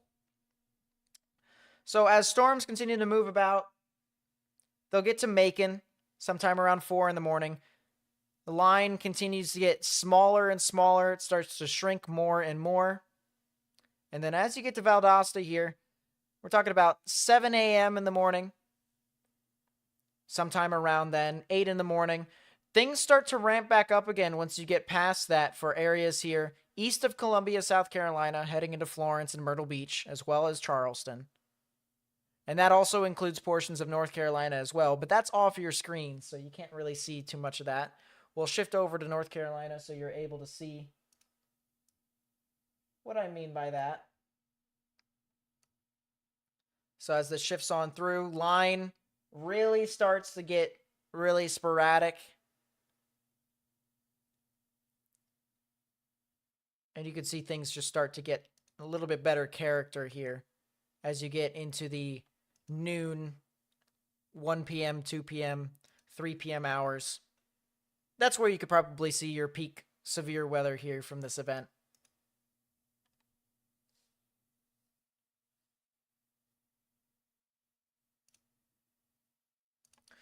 Let's take a look real quickly at the storms that are in the northwestern portions of Georgia, as it does look like we do have some storm reports here. A tree fell across the 4,000th block of Brow Road and blocked both lanes here, 3 miles northwest of New England. And then 1 mile north of New England here in Georgia, a tree fell across the 600th block of Sligo Road.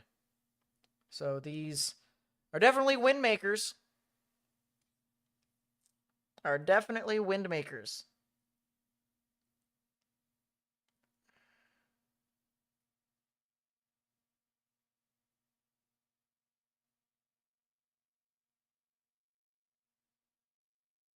Was there any confirmed bad tornadoes today?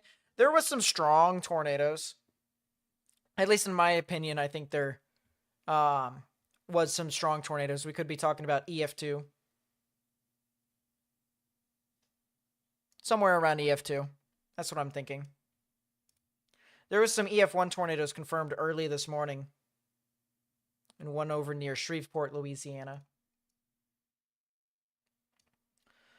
Yeah, I'm looking up and down the line here. As I said, really any of these thunderstorms that move on through into Georgia are going to primarily be damaging wind makers. But I want to try and see if there are any areas that could try and create some spin-ups.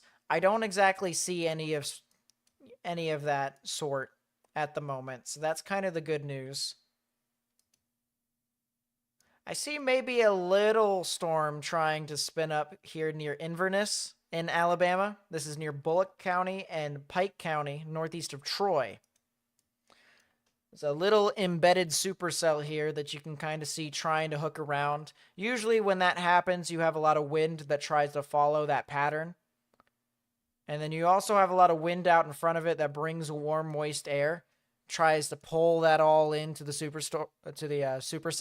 It's kind of like a mouth. If you can think of like a mouth of a thunderstorm and it trying to eat things, that's basically what it is. That's the oversimplified, not so complicated version of how a supercell brings stuff into where there is rotation. You can see that on velocities as well. Red's moving away from the radar. Greens are winds moving towards. So a little bit of counterclockwise spin there. That is what you typically look for. There's also another little area that's trying to spin here southwest of Troy as well. That one definitely not as well defined as its counterpart to the north and east, but there's little areas. There's definitely little areas that try. When will Noonan be in the clear? Sometime around 1:30, something like that, in the morning, I believe. Let me double check that. Double check that with the models. Yeah, 1:30, 2 a.m., something like that. There's a very good chance that a lot of you all that are in here could probably not see some of the peak severe winds. Because as I said, as you continue to head further east, with eastward extent, until you get to tomorrow late morning, these storms do actually gradually weaken. So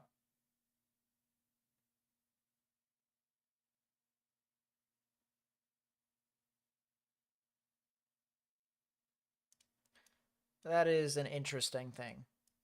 A couple new severe thunderstorm warnings have been issued. One does include Enterprise. Enterprise over here in Alabama. Another severe thunderstorm warning over here out in front, which includes portions of Defuniak Springs and Freeport, as well as Seagrove Beach. So storms are starting to move its way further to the east now. We're going to move our Mobile, Alabama radar over here to Elgin Air Force Base. This is KEVX. That would be just northwest of Panama City. That's where this radar is currently located. Couple areas of interest that we're still watching out for, but a lot of strong damaging winds from what I can tell down here north of Fort Walton Beach. This will be heading into Niceville.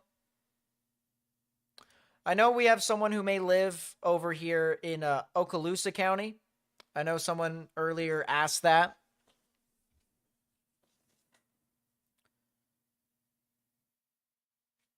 Okaloosa County is currently seeing their severe weather right now. But there's two real areas that are going to be seeing that aforementioned severe weather. It's going to be up here north of Crestview. We're talking about specifically near Campton, Laurel Hill, Blackman, Cannontown, and Auburn. It's pronounced Eglin. Perfect. Eglin. Good call, chat. Good stuff. Cannontown, Crestview over here. And then this other stuff over here west of Fort Walton Beach. You can pretty much see why the one west of Fort Walton Beach is as big of an area as I'm focusing on because of these blues. These blues are definitely a lot of strong winds that are associated with this storm. It's back out behind it, and it is kind of forcing its way through. This is called a rear inflow jet. It's a large rear inflow jet that's with this bow echo here. A lot of strong damaging winds that could be heading off towards Niceville and Fort Walton Beach. So, watching out with that. But yes, we have our radar here from Eglin, just the east of these storms. And then we also have another little bow echo, a little smaller one, not as well pronounced, that is over near Cannontown. Can I please update Southern West Virginia? Southern West Virginia isn't really in that big of the severe risk, if you will. There's going to be a lot of wind overnight tonight. That's the one thing I will say. It's really windy right now. It'll take a little bit of a break, if I remember correctly. Yeah, so a lot of wind overnight tonight. It won't really take a break. It'll just continue to be windy all throughout tomorrow. And then you'll start to see maybe a little bit of relief on Thursday evening. Wind gusts could start to kind of come down a little bit. But I don't foresee a whole lot of rain for you all. I think you guys in southern West Virginia should be fine.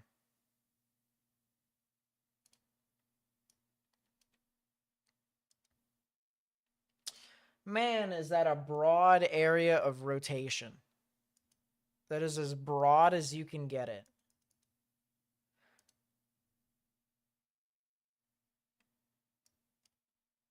Man, is that a skinny area of rotation.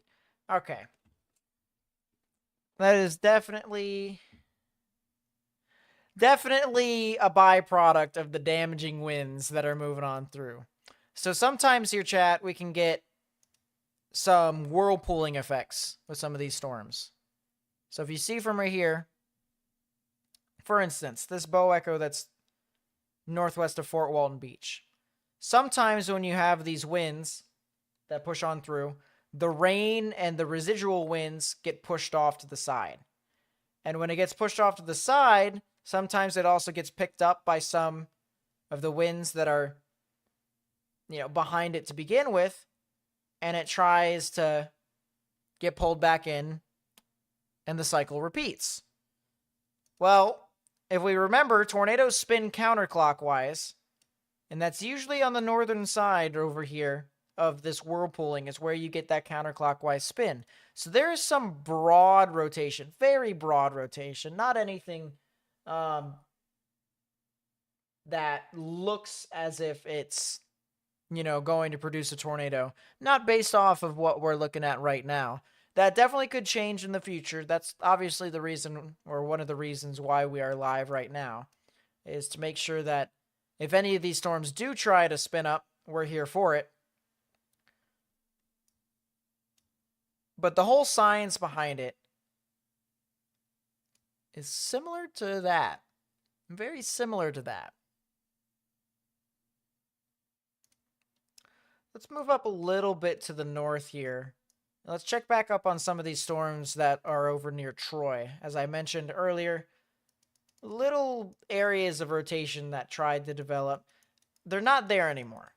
As I said, with northward extent, you start to lose a lot of your energy. You start to lose a lot of your buoyancy. Your buoyancy is really important for thunderstorm sustainment and development because, similar to a hot air balloon, storms want to try and rise a lot of their warm air that's at the surface. And usually at the surface with thunderstorms, you also have a lot of moisture. If you get that moisture to rise, you can get it into the upper portions of the atmosphere, which allows you to form your precipitation, and then your precipitation falls, whether that's rain or hail or whatever, something water-based, When you run out of your buoyancy, or if you have low buoyancy, air doesn't rise as quickly as it should for a lot of thunderstorms. And because of that, some thunderstorms can be lackluster. Some of them could also be non-existent. They could try to form and then they just don't. So that's kind of the reason why, as you move on through overnight tonight, the line starts to progressively get weaker and weaker because it just runs out of that buoyancy. So that's kind of where we're at right now. When can Noonan go to sleep? Hypothetically, you can go to sleep right now. And if something happens, come back. But storms are going to be near you here soon if you are really that concerned about it.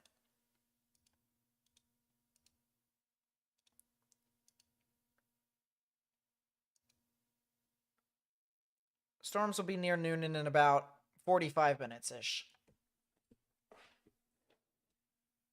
We promised the people last night, because people asked about the coverage over in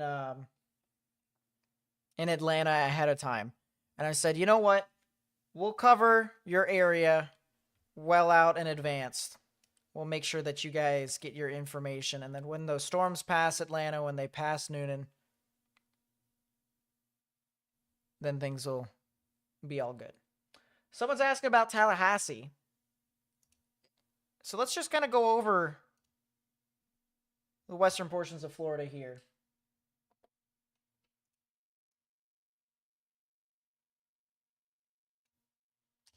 Pull over our rain, our future radar here as well. So Tallahassee is really going to see some of their stuff at around 4 to 5 in the morning. Notice how the line loses a lot of those reds and pinks as it gets closer to you. And once again, that is due to a lack of buoyancy, a lack of energy in the atmosphere. So by the time the storms get to you, it actually weakens quite a bit. And it actually continues to weaken all the way through into the majority of Florida as well. So Tallahassee, I would expect some strong damaging winds. At most 60 miles per hour. At most. Could be a lot less than that, which means it could also be sub-severe by the time it gets to you. Do not be surprised, all right, if one of those storms, however, do become strong. We could potentially see a spin-up comparable to just a stronger gusto wind than 60 miles per hour. Could be like 70 or 80. I'm not anticipating, my goodness, my brain is frying at the moment. I'm not anticipating anything super strong tonight that is substantial. That's at least what I'm looking at. What's going on in North Carolina? For right now, nothing really too much, but eastern North Carolina and central North Carolina could definitely see some severe weather tomorrow. You know, we're also getting pretty close to the new convective outlook for severe weather tomorrow as well. In 24 minutes, the Storm Prediction Center and all of its meteorologists over there issue their new outlook for severe weather. So we will definitely pay attention to that.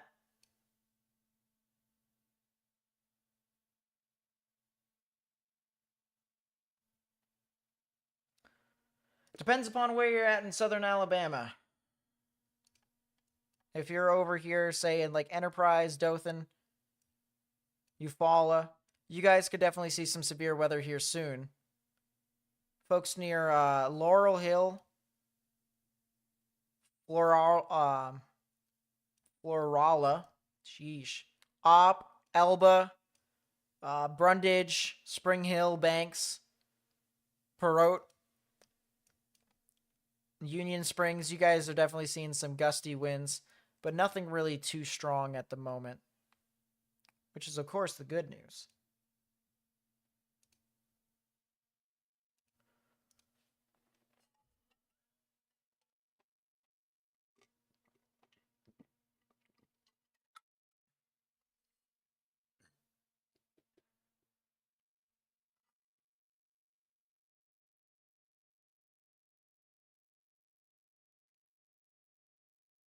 No problem, Binksy. We try to help out to the best that we can. I know some people have anxiety with a lot of these storms, and sometimes I can't cover all these storms. Sometimes I can't even live stream past some certain times. But I try to make sure that you guys get covered whenever I can. I try.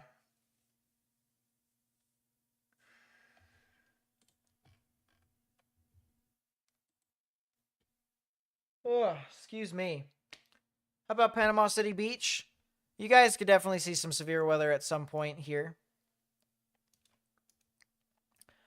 I'm thinking probably an hour and a half. Sometime around 1 Central. A lot of folks that are over in Georgia, unless if you're in southwestern Georgia, is going to be seeing strong damaging winds. I promise you, it's not too crazy. Did the severe thunderstorm watch way back when got extended into Atlanta? Interesting. There's a mesoscale discussion for it. I was just looking at it because it just got issued. It says strong force squall line continues its eastward progression at roughly 30 knots. That's about 35 miles per hour. While buoyancy remains weak, which is what we said. Very strong storm relative helicity is noted ahead of the convection. This may continue to favor stronger flow mixing down as linear as the linear MCS advances east. Forecast sounding suggests convection will gradually weaken, limiting the downward transfer of flow. Until then, damaging winds are likely along the line. So there you go.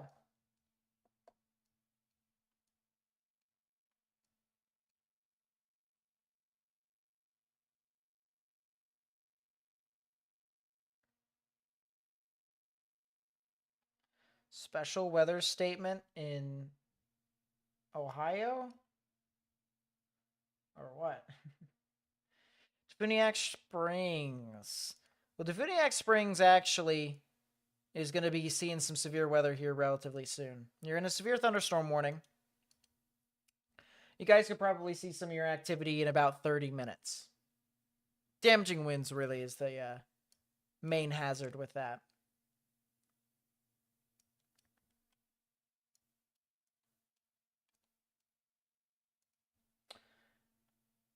We're going to put this camera over in Bartow County, Georgia. The live shot over there. As storms get closer to that area. Will Beavers with the 2. Thank you so much. I really do appreciate that. What about Tallahassee? You guys are probably going to see your stuff sometime around 5 in the morning. As storms continue to progress eastward, it will start to weaken. And fortunately enough, the storms will be in a weakening phase. I still believe you guys will see some strong damaging winds in upwards of 60 miles an hour. Notice how I said in upwards, though. I don't think it'll be anything more than that.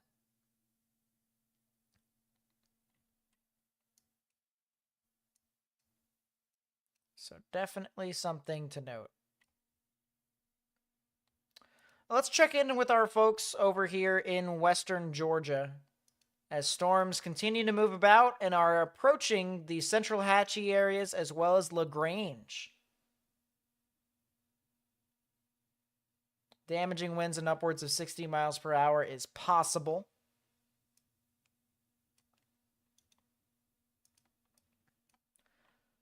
We also could see some of that stuff near Adairsville and Centersville, as well as Dallas, Yorkville, Rockmart, and Buchanan and Bremen. So damaging winds are definitely possible. Once again, I really do not see a tornado threat here as of this time. I don't see anything, but I'll continue to stay on just in case. Once again, I promised you guys, when the storms pass through Noonan, when they pass through Atlanta, that's when I can go to sleep.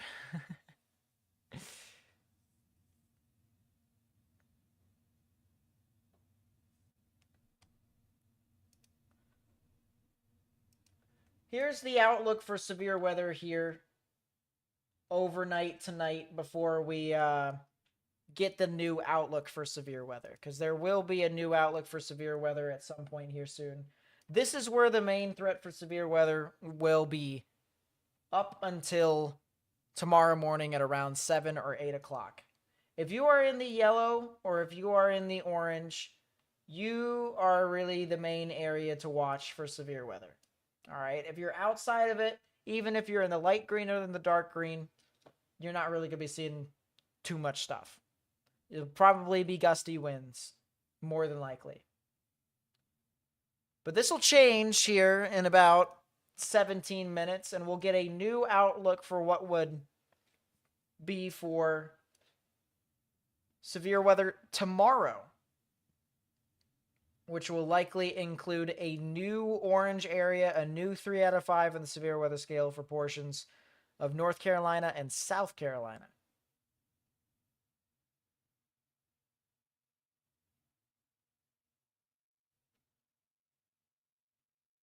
Buchanan, is that what it's pronounced? Some people are also asking about the snow on the backside here. I think it's valid to look at that as well.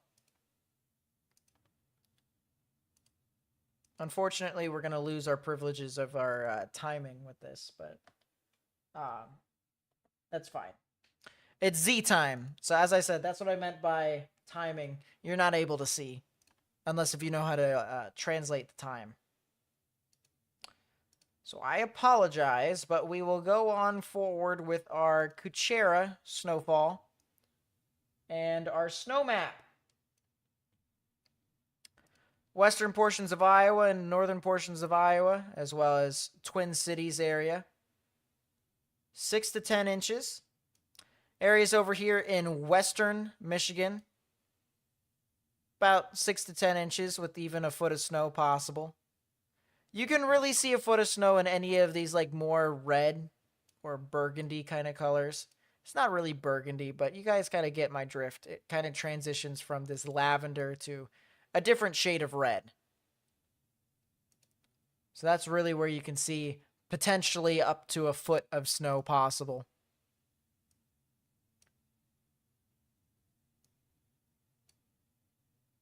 But that's kind of all she wrote in regards to the forecast with that. I will also check the RDPS because the RDPS is pretty good at predicting snowfall. And notice how the last model was a lot more than what this model says. This is a little bit more reasonable. So expectations, the ceiling is, you know, a little bit higher than this. The floor is somewhere around this level. This model is pretty good at predicting snowfall. We're talking a good bit, 6 to 10 inches within any area that's in the pink.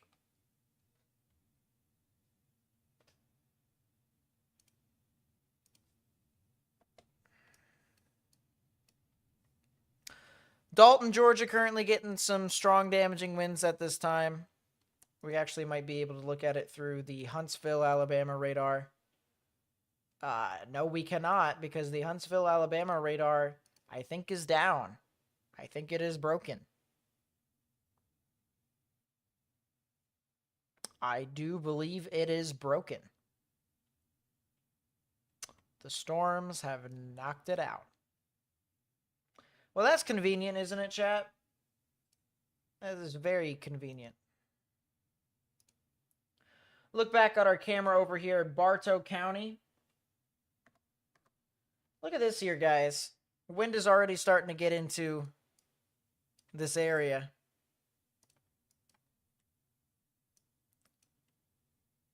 You can definitely see it whipping all over the place. How's Knoxville? Knoxville should be fine. I think you guys are going to still see some damaging winds, but that really is all there is to it. There's actually a report south of Knoxville of 56-mile-an-hour wind gusts over there, and that wasn't even associated with the thunderstorms. So you'll see a lot of wind. The storms aren't really going to add anything extra to it besides thunder and lightning, and even then that might be a stretch. So you guys should be okay.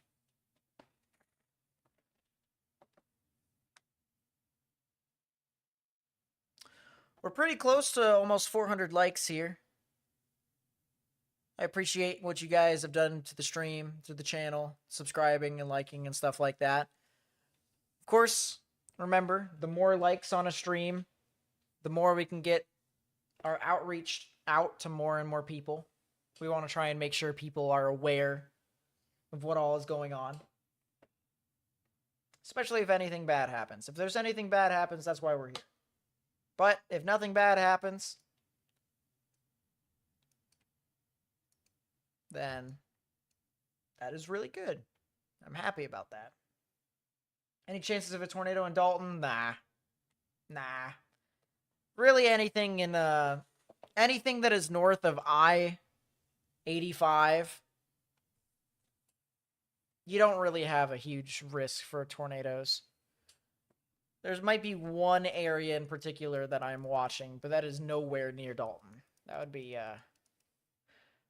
south of Carrollton. But even then, I think that's more of just winds. I think that's windy stuff more than anything. Let's go back to our radar over here in Eglin Air Force Base. As storms continue to just kind of meander about. When was the last time this radar updated? Did this radar go out too, or am I going to have to refresh this? Configure polling. Move up. Okay. Start polling from this site. What's up, Sydney? Welcome to the stream. How's Northwest Arkansas wind-wise? Probably is in your area. Let's take a look.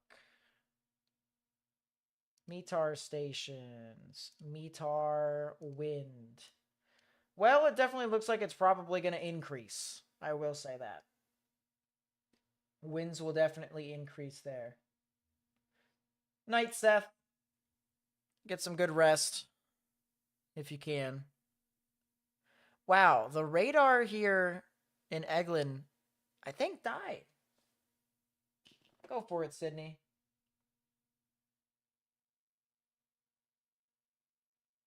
That's probably a safe decision, Isaac. Is Enterprise at risk for a spin-up? I wouldn't say so. But I'll look. It doesn't look like right now.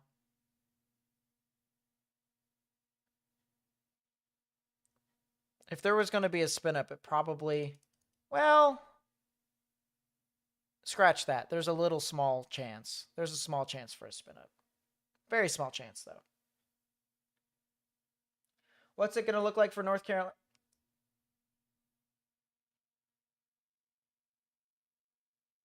You know what I just realized, chat? That is the new convective outlook.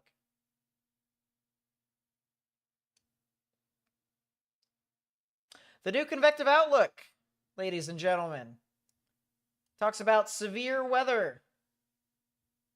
Storm Prediction Center has issued a new Day 1 convective outlook. This is for Wednesday, March 5th, 2025.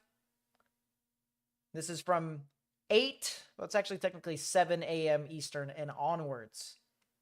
So severe weather is likely over here into portions of southeastern Virginia, as well as central and eastern North Carolina and eastern South Carolina. If you're in these areas, definitely watch out. The further west you go, the less likely it is for you to be able to see a whole lot of stuff. The main risk is going to be damaging winds. Strong damaging winds will be across areas over here from as far north as Richmond, going down through Virginia Beach, Greensboro, Raleigh, Greenville, Fayetteville, Wilmington, Myrtle Beach, Florence, and Charleston. And on top of that, there is also the risk for some significant damaging winds in upwards of hurricane force. So definitely something to watch out for here from a severe weather perspective. There's also the chance for some hail, but it is not where the 3 out of 5 in the severe weather scale is located. It is actually a little bit north into portions of Pennsylvania, West Virginia, Ohio, and areas of western Maryland and northern Virginia. That is definitely an interesting risk for hail. We're talking at most quarter-sized, or at the largest, quarter-sized hail is definitely possible. And then we also have our tornado risk. The tornado risk really hasn't changed from the looks of it based off of this glance. But the tornado risk extends as far down south as the Big Bend of Florida. Goes all the way up the East Coast into southern New Jersey, and even into portions of Pennsylvania and Ohio as well. Main risk for tornadoes will be within that 3 out of 5 in the severe weather scale. I really do believe this area down here near Myrtle Beach and Wilmington will probably have the best chance of producing a tornado, in my opinion, down here. It's just the environment is very favorable for that. And so when we go live tomorrow, we will watch out for that very, very closely.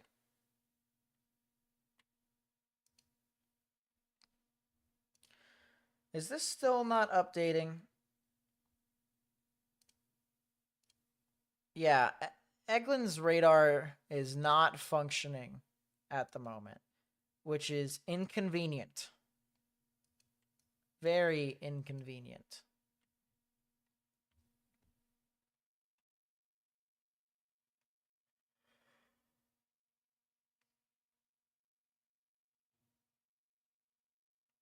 Jacksonville, Florida, going to get a tornado at any point tonight? No, you guys are good.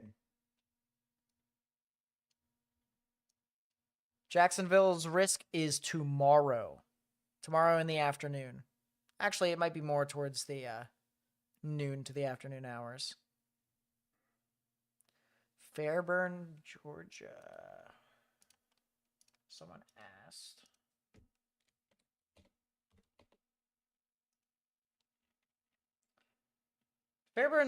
Fairburn, Georgia. Jeez, my brain is frying, chat. Could see some strong damaging winds, but I don't really see anything more than that.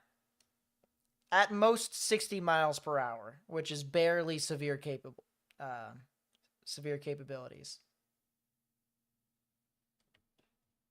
Is Augusta, Georgia getting a tornado today?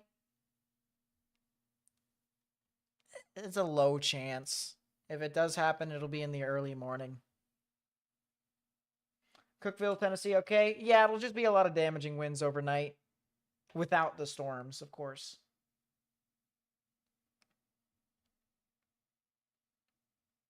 Called off schools in Charlotte. That's a safe bet. Nothing wrong with doing that. What about Manchester, Georgia?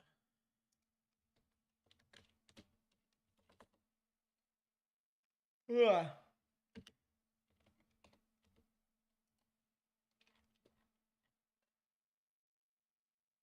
Some damaging winds, really.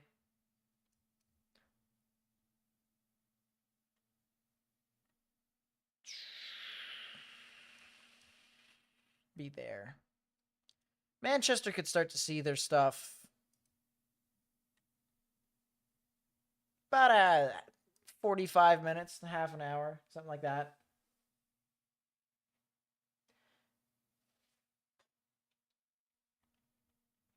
Yeah, as I said, we are going to be covering this until the storms pass Atlanta, which would be another hour from now. Might actually be even later than that. It's possible. Is Tallahassee out of the risk now? When's the new outlook valid? The new outlook is valid at 8 Eastern, 7 Central in the morning. So Tallahassee's still in the risk. It's just they issued their new outlook for tomorrow already. This is around the time in which they do it. Now, beyond Saturday and Sunday, because daylight savings time, that'll change to 2 o'clock. 2 o'clock in the morning.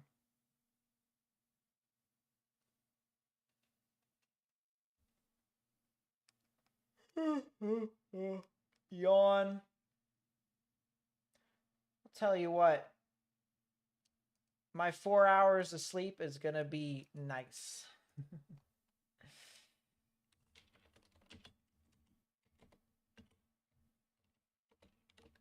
And then when these storms are done and over with in the afternoon, tomorrow, I'm sleeping. Goodbye. Night, night. Mr. Trauma Boy, with the 33 months of being a tornado tracker, thank you so much for supporting the channel. It really does mean a lot. White, Georgia. Just damaging winds. You guys can just pretty much see damaging winds. Rain is very light and the winds have died down. Well, that's good. Glad things weren't super significant. Yeah, I would say, let's put it this way. If you're near the Atlanta area, or if you're near Noonan, all right, you can go to sleep. If something wakes you up with the emergency alert notifications, you could always come back, because I'll be live still at that point. But I promised people last night that I would be live when these storms move on through. So I'm keeping that promise. It was my guarantee. That's what I said.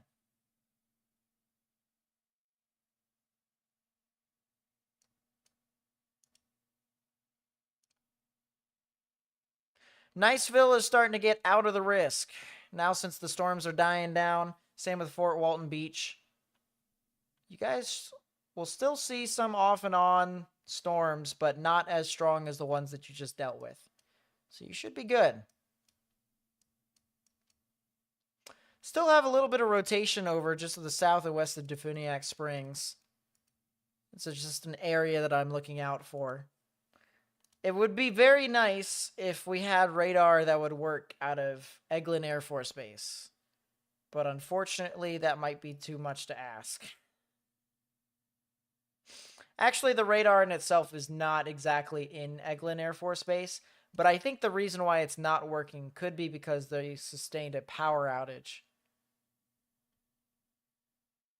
The radar is actually north of Ebro, southeast of Defuniak Springs. So it's actually over here. There's Defuniak Springs. There is the radar. That all is successfully updated. So good stuff.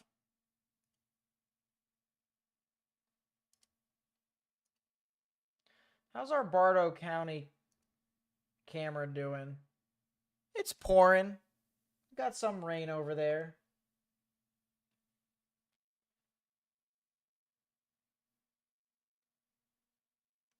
It's not too crazy, though. How does it look for Panama City? Right now, things are still going on schedule for you guys to see some severe weather in about an hour.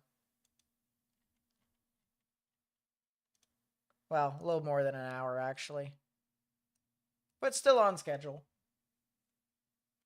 Power go out near the Atlanta Metro?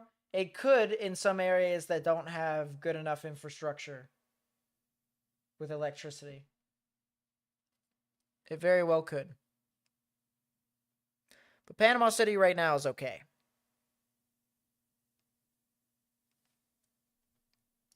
We're looking at this live camera once again near the Bartow County Fire and EMS station. So that's northwest of Atlanta.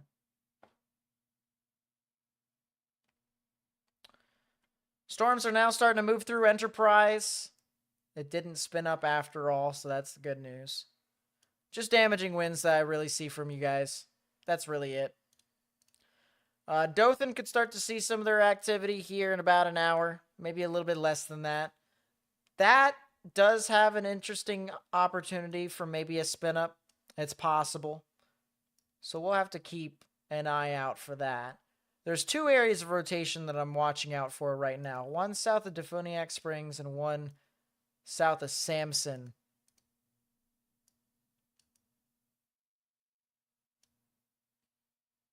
We'll keep our camera up to the top right-hand side. The one area that's south of Samson near Gaskin has a little bit of rotation here. With our green velocities moving towards the radar, our red velocities moving away. So we kind of just have this broad area of spin. This counterclockwise spin that we look for tornadic development. And then here's the other one here.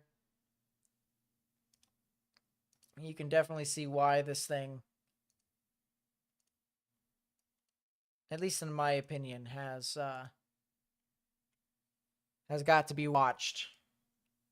Got your blues moving towards the radar. You got your grays and reds moving away. Right there is where I'd watch for some spin.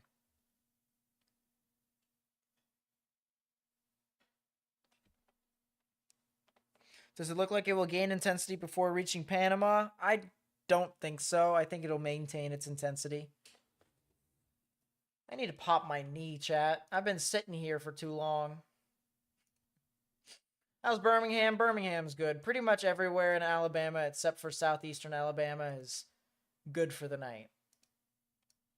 Really, the only areas that need to watch out is stuff that goes all the way up from Columbus, Georgia, and Phoenix City, all the way down to Eufaula, Abbeville, Enterprise, Dothan. That's really the only areas. I need to pop my knee, chat. I just popped my knee getting up. My legs are stiff. Sitting in the chair all day is not fun. Especially when you've been sitting in it for 12 hours. Yes, chat, you heard that correct. I said 12 hours. I did my stretch. We're good. We're sitting back in the chair.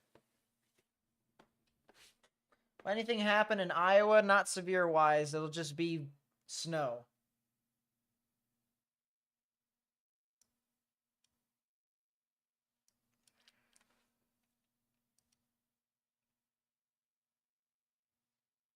Savannah, Georgia later today.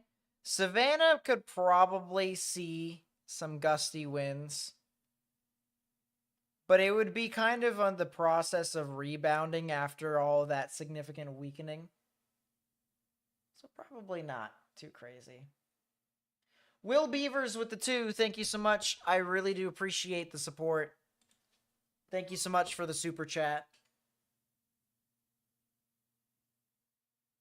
I also want to mention once again, Judy Page on Cash App with the $5. Thank you so much. I really do appreciate the support as well. And to all of you who have liked the stream and subscribed, you guys are very important to me and my community and building up what we have here on this channel. Thank you so much. We're 2 subscribers away from 51,200. So we are definitely getting there. We are slowly but surely building ourselves back up to where we used to be. Should you go to sleep in Panama? You definitely can, in my opinion. And if anything does happen, make sure you get into the innermost part of your building. Lowest innermost part of your building that you can. But in my opinion, I think you guys could definitely try to get some sleep. I'm watching it regardless, though. If our radar here in Ebro would work, in Eglin Air Force Base, I may have a better answer. But no, this radar doesn't work.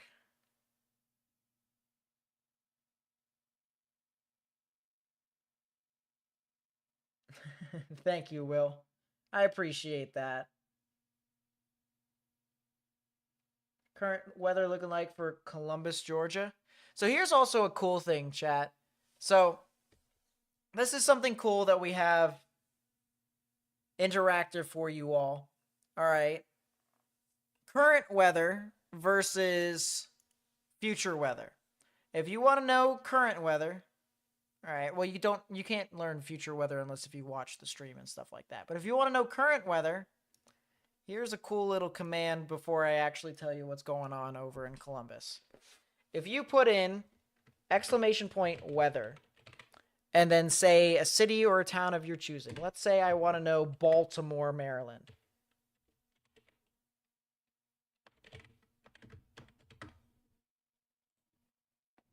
You will be able to see, ta-da, active conditions. Pretty cool, right? Pretty cool. So, if you're ever curious about stuff that's going on, no, you cannot put in !weather my house. That is not how that works. But you can put in different countries. You can put in different places. The bot will try to pick some stuff up.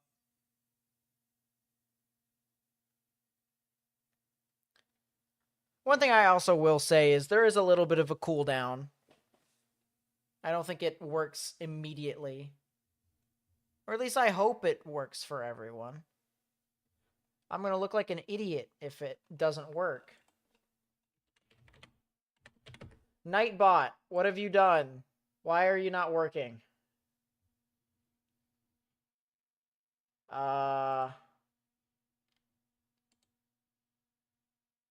YouTube. Please, bot, do something. Be cool. Think we overwhelmed it? It's possible. It is very possible that you guys did. Oh, so it does have a cooldown. It has a cooldown. That's what it is. I'll change the cooldown for you guys. I'll change the cooldown. Advanced setting. Cooldown. A minute. Yeah, no chance. We're changing that to 10 seconds.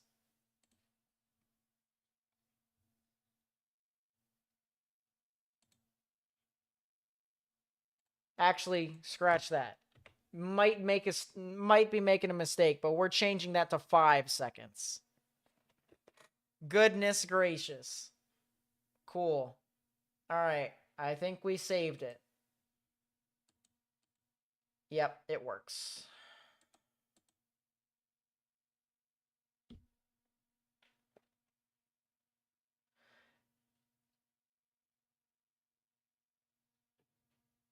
So hopefully here within the next 10 minutes, it'll be updated with that. It does take a little bit for Nightbot to adjust to the new conditions, but there you go. So we talked about Columbus, Georgia. They're definitely going to be seeing some severe weather, some damaging winds, but I don't see anything more than the bare minimum of severe weather. 60-mile-per-hour wind gusts. That's really it. That's really it. Skylark with the 10. Thank you so much. I really do appreciate it. Says, missed you. Glad to see you. Thank you for coming back. I really do appreciate you guys being here and helping out and stuff like that. It really does mean a lot.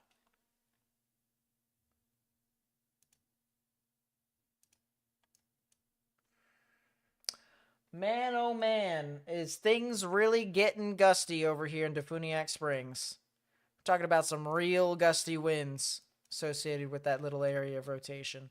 The other rotation that was over near Gaskin and Geneva is starting to weaken quite a bit. As I said, eastward extent, storms start to weaken.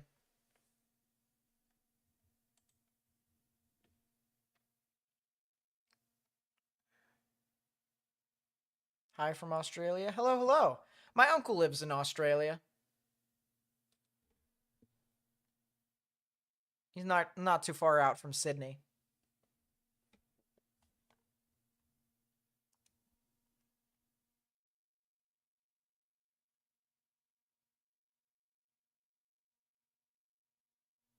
Live in the Ladonia area. Woke up by wind, checking to see if you missed anything. I've looked up and down the line. I don't really see anything that is substantial. It is a lot of wind. It is a gust of wind with a lot of these storms. Whether you're in Florida, whether you're in Alabama, whether you're over here in Georgia, a lot of this is just a lot of wind. I don't see anything tornadic whatsoever.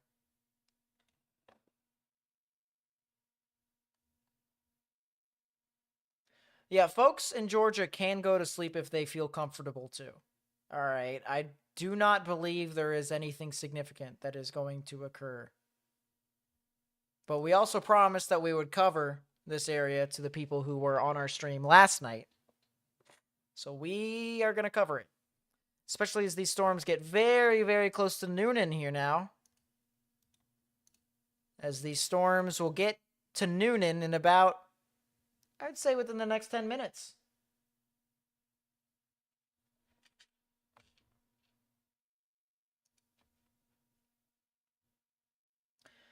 I believe we have a sky camera close to Noonan. I think we do. We have one in LaGrange. We don't have one in Noonan. LaGrange is getting hit, though, so we can probably use that camera. Yeah, there we go.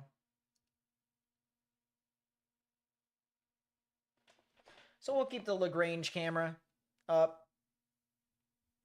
Actually, it isn't really getting hit as much anymore. Interesting. Is there other cameras? There's a camera in Columbus. We'll use the South Columbus camera. See if we can find anything. Hopefully it works. Hopefully it works. Hopefully. Fill in the blank. Knowing our luck, it probably won't. But Well, there's also one in Uptown. Yeah, that works. That's a good camera in Columbus.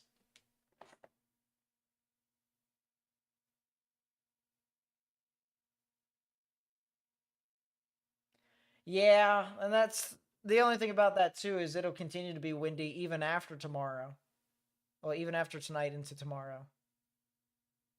It'll probably be like that until Thursday.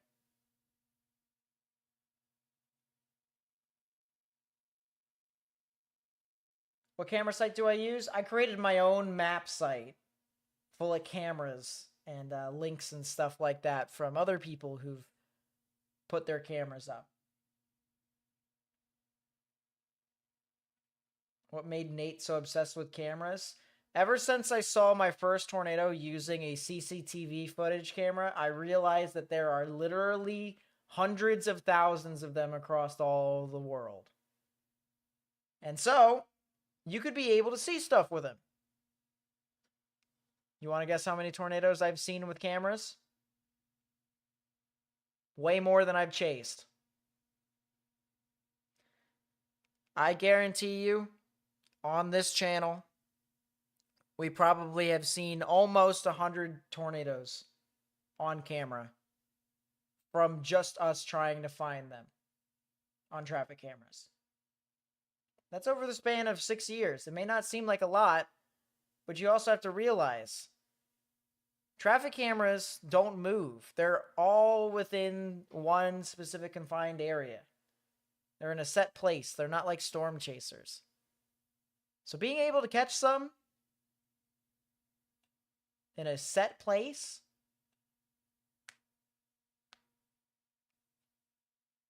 that's the reason why I collect those cameras and put them on a map.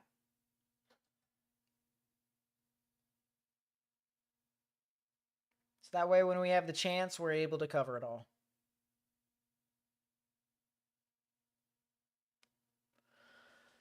One day we're also going to add a shape file onto GR2.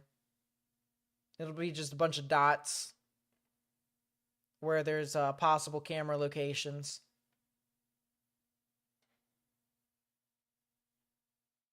That'll definitely help us out. What traffic camera site do I use? Are you talking about like for the links that are in my own map? There's like hundreds of them. I use Department of Transportation cameras per state. I use live cameras that are from local news networks. Some other sky cameras and stuff like that from some other websites. I mean, there's all sorts of different ways into which you could be able to see stuff. See cameras. They are all over the place. Anywhere and everywhere.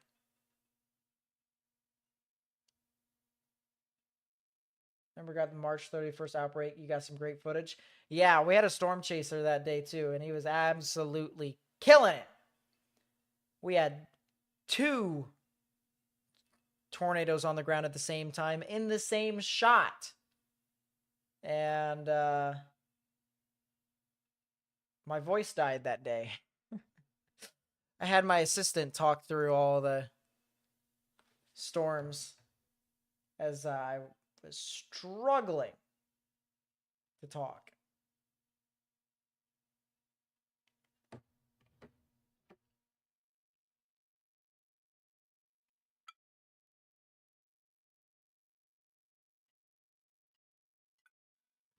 Calming down in Noonan. Post-storm was worst with the wind. And that kind of makes sense to an extent.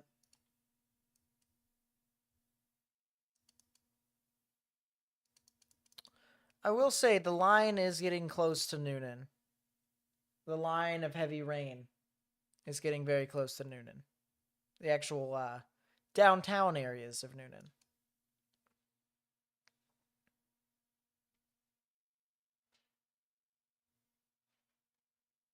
East Tennessee should be all right. I don't foresee a whole lot of stuff with that.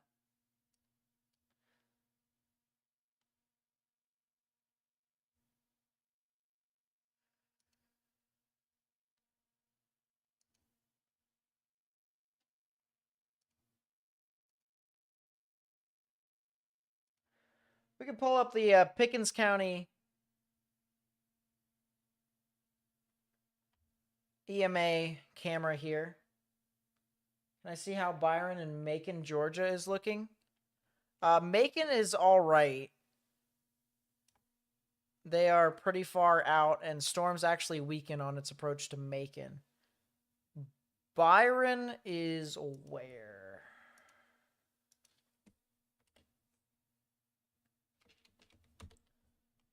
Byron, Georgia is like right next to Macon. So yeah, as the storms continue to move near your area, it does start to weaken. So keep in mind with that. We also have this other camera that's here. Cherokee County Fire Station.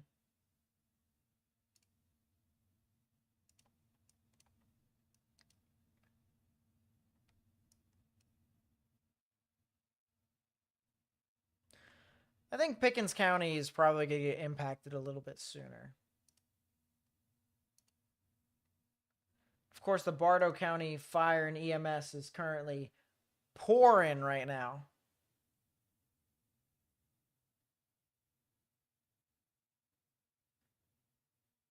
Do I think Knoxville will get a tornado? It's unlikely. Eastern Tennessee, Tennessee in general, it is very unlikely for tornadoes to occur here today over there. Will the storm get weaker by the time it gets to Augusta, Georgia? More than likely, yes. More than likely, yes.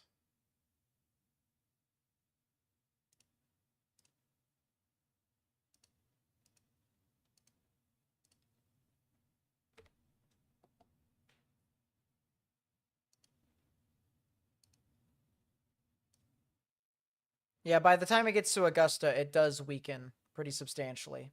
6 to 7 a.m. New model says it doesn't pass Atlanta until 3. Ugh. Ugh. I'm not staying up until 3, guys. I gotta stream at some point tomorrow. I do have to stream at some point tomorrow. What was the saddest outbreak I've had to cover? Are we talking about sad as in the event was a letdown, or sad as in it was the most devastating thing I've ever seen? Because I have 2 different answers to that.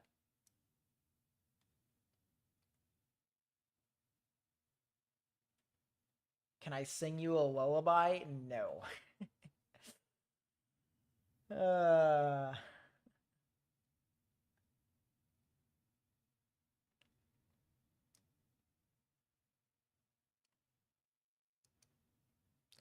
Yeah, we might have to be up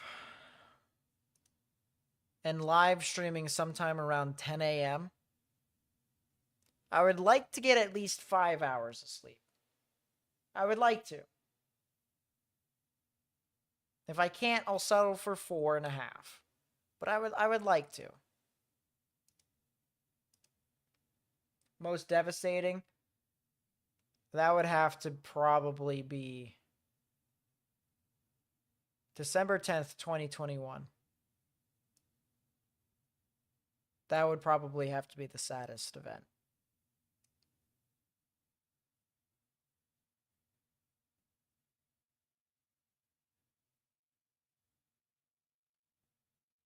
There's some really whack questions in chat. I'll tell you what.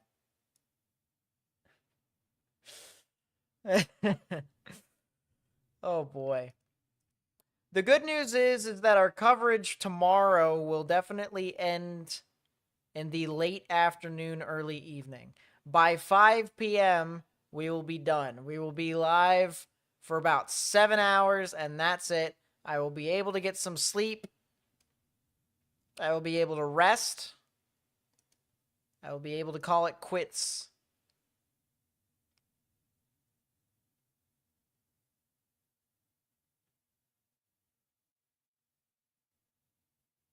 A lot of people say rolling fork, but that also could be because that was when they were first introduced to meteorology. Nothing was more devastating than the quad state supercell. The quad state supercell. Oh my goodness. When it first started in Arkansas and it went into Hayti, Missouri, that's when I knew stuff got real. And then when it crossed over into northwestern Tennessee and then into Kentucky, it recycled, and then it put down a new tornado, and it went straight for Mayfield. One of the more populous areas. I mean, let me just show you guys for reference here. Population of Mayfield, Kentucky. Okay. Mayfield, Kentucky in 2021, 9,971 people that lived in it. Okay. You want to know why I think that event was so crazy? Because in 2022, it went down to 9,737 people that lived in that place. That's why I felt it was as bad as it was. You think about all the injuries, you think about all the casualties and stuff like that, and it didn't stop at just Mayfield. It was heartbreaking to watch it in the middle of the night when people were more than likely sleeping.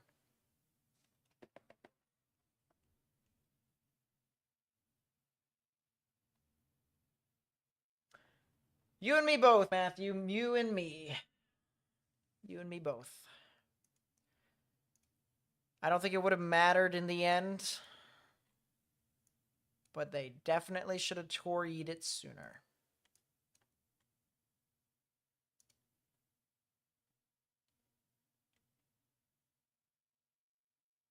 What did they recently issue for Panama City? A new severe thunderstorm warning. I'm checking some of the areas over here in Georgia, Noonan all the way up into Douglasville. I still see a lot of wind. I don't see anything tornado-wise. I see a lot of wind for right now.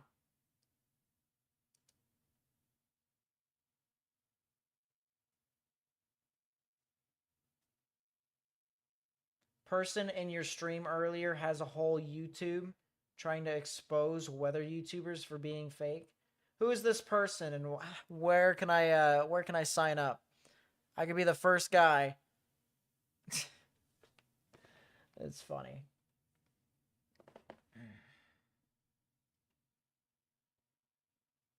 Does he think we're AI? Is that what he thinks we are? Or are we emotionless? Stuff like that. I can see emotionless from an outside perspective. We've seen these events one too many times. We're kind of desensitized to it all, and it's kind of sad.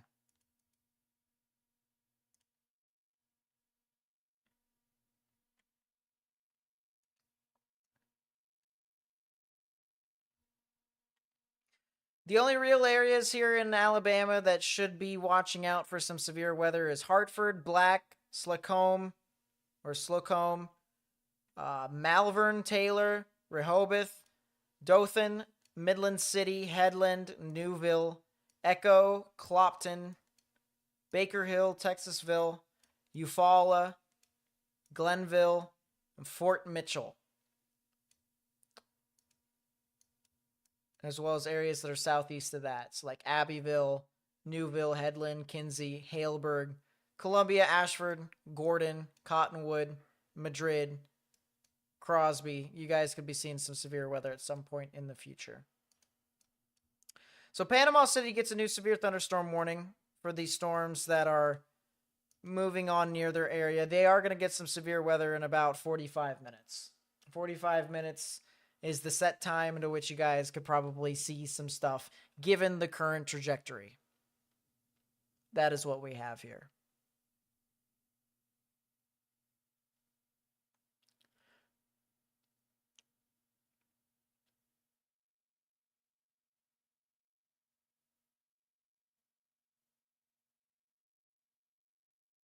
Yeah, Rolling Fork was definitely crazy, but I feel like a lot of people. For me that day, all right, it had the potential to be way worse than what it was. And then Morgan and I were very relieved that it wasn't when we saw that in the beginning. There was one area that we needed to pay attention to the most, and it just so happened to be where the significant tornado at Rolling Fork occurred. But it could have been absolutely way worse. It was forecasted to be way worse, too. But it wasn't. The channel was Fun Goddess. The person that I was hiding? Really? Hold up.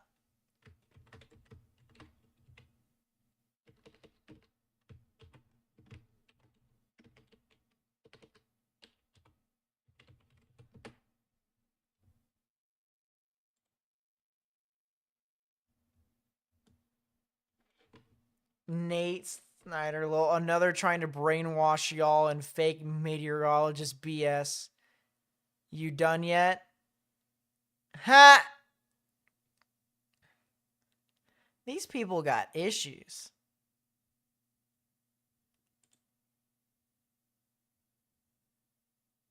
His screen record.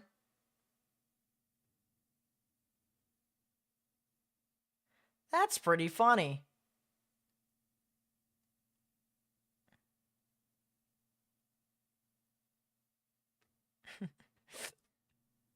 I bet these people who try to expose weather and stuff like that, I bet these are the same people that think that birds are made from the government and they're actually robots.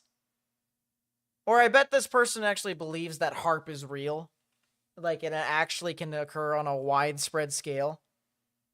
The only problem with HARP, by the way, guys, HARP is real, okay?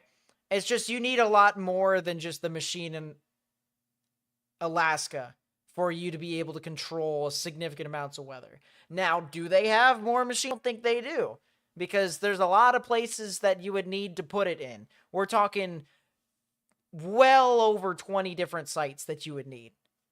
And the United States has been underfunding weather programs since the dawn of time. Hell, they even took away a lot of the funding already.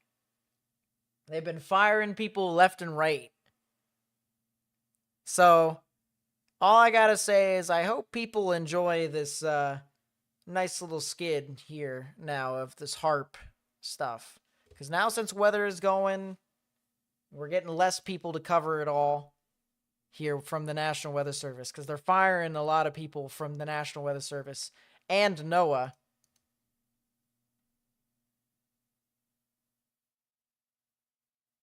Yeah.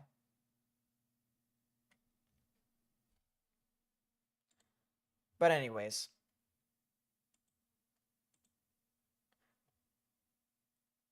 shorts/clips taken for funny entertainment. Exposures are also uploaded for people stalking me. Wow.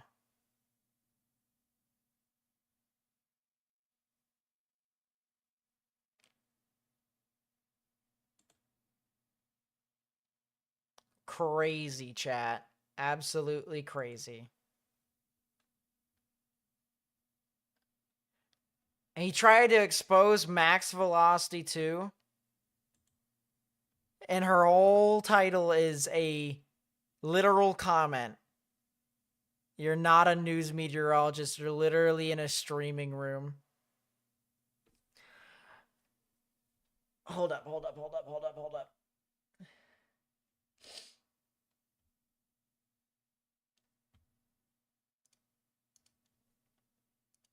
Give me a second. Uh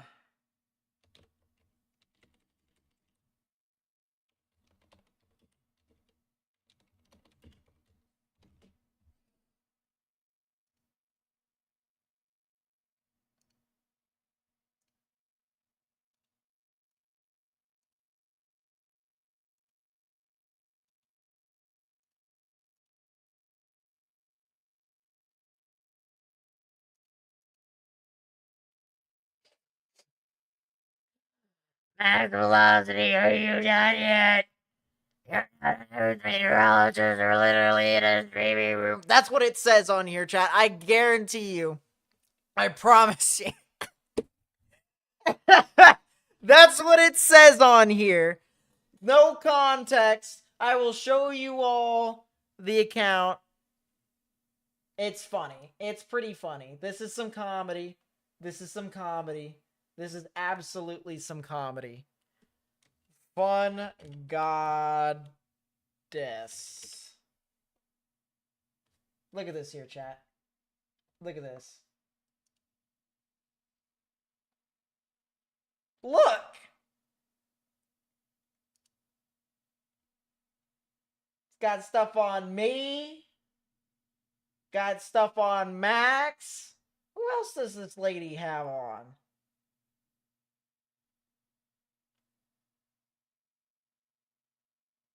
She's playing WWE 2K24.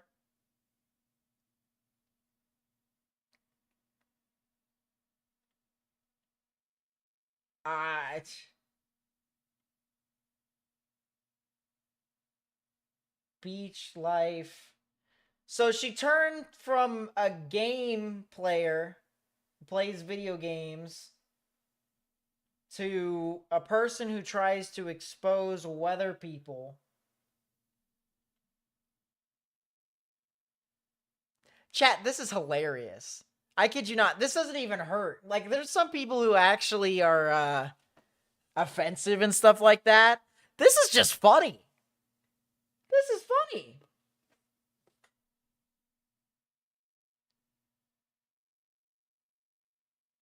And don't get me wrong, you know, people have their preferences into stuff like that. People have their preferences to who they like and their weather people. But sometimes all you can do to haters that annoys them the most is laugh. Because the haters are the type of people that want to bring you down.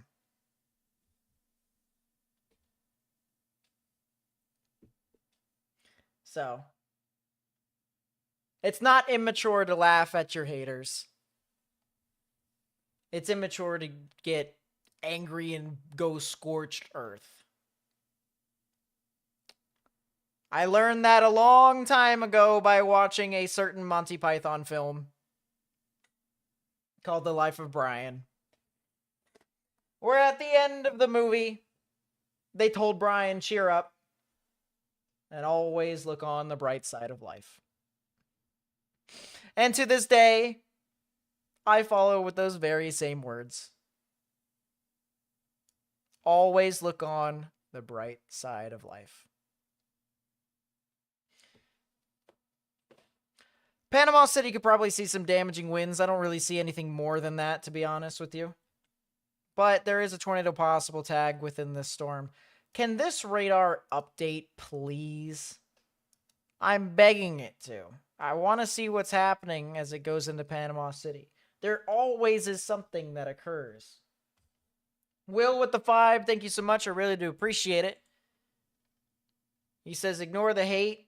We always appreciate you. We will support you. Thank you so much. I really do appreciate that. Thank you so much for the support.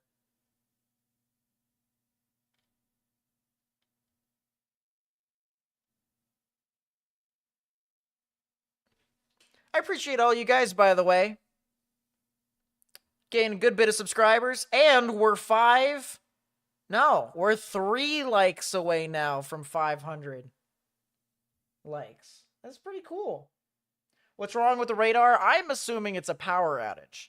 I'm assuming this one over here in Eglin Air Force Base, there's a power outage that occurred over there, and so it's kind of inoperable. What radar app do I use? So on my phone, you can use one of Radar Scope or Radar Omega. Either one works. I've found that Radar Scope doesn't freeze or bug out as often as Radar Omega, but Radar Omega does have a lot of cool stuff for people to use. Has a lot of cool cameras too. It has storm chasers on it. Radar Scope is just pure radar. That's all that is. Let's get a traffic camera.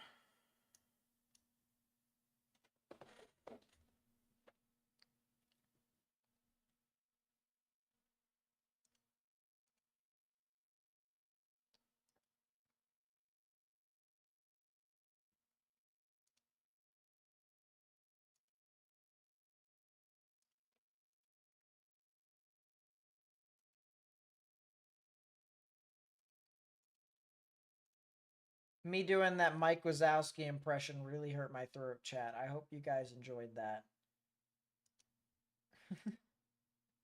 Have to get some water.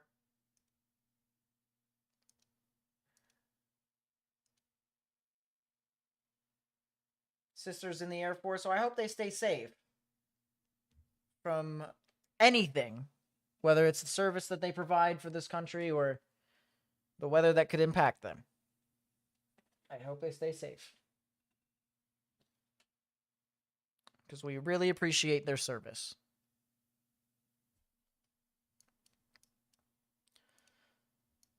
Still a lot of damaging winds. Now we're approaching the Dothan area. So Dothan here pretty soon going to be seeing some damaging winds. 60-mile-per-hour wind gusts. You know the drill, the typical shenanigans. Let's go over to Atlanta and see what some of these storms could be doing, as the line is now passing Noonan. Noonan is now starting to get on the downtrend with this storm event. Getting pretty close to where you guys could actually just get indoors, stay away from windows, and pretty close to even going to bed here soon. Somerville, Adairsville, Cedartown, Buchanan, Bremen, Carrollton, Whitesburg, Central Hatchie, Franklin, Hogansville, LaGrange, Hamilton, Columbus, all those areas in Georgia. You guys can go to sleep if you really want to. The storm has passed. The major storm has passed. You guys are fine.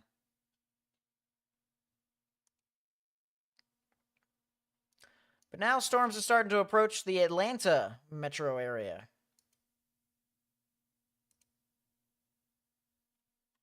Enterprise, you guys are good. You can go to sleep. Main line is past you all. Same with Ozark. Same with Geneva. Same with Samson. Same with Silo. Or actually, that's Cleo. And Clayton. Eufaula, you're getting hit right now, so watch out. Abbeville, same thing.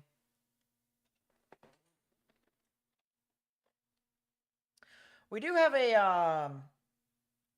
a sky camera over in Dothan, if I remember correctly.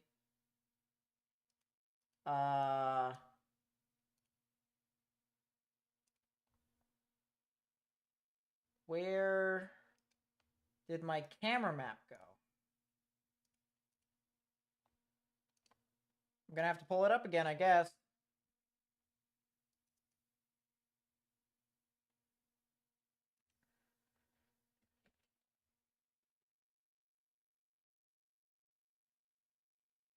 I guess. I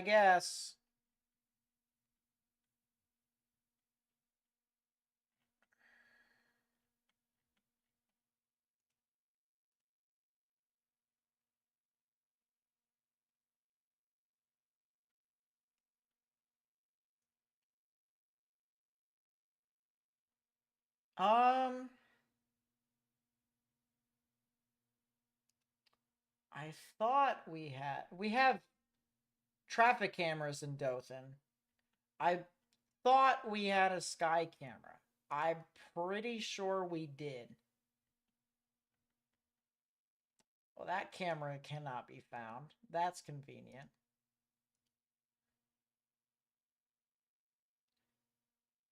Troy University. That's convenient part 2.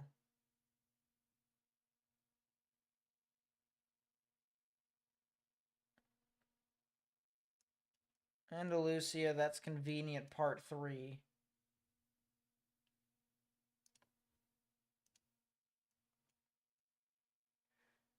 Huh. Well, I guess we're just going to have to use our traffic cameras here once the storm gets close.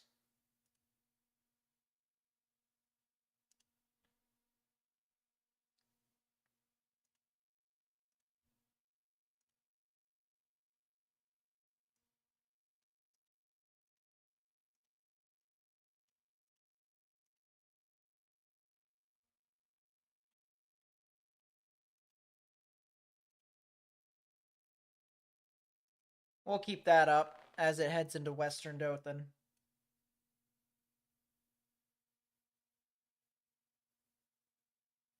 We're almost done here, Will. We are. We're almost done. We'll go to around the top of the hour. We'll see how things look. Things should be fine. I'm happy we did keep our word, though. I did promise you guys I said we would. Now, I'm not saying we will always do this. Okay. But we do try to make sure that people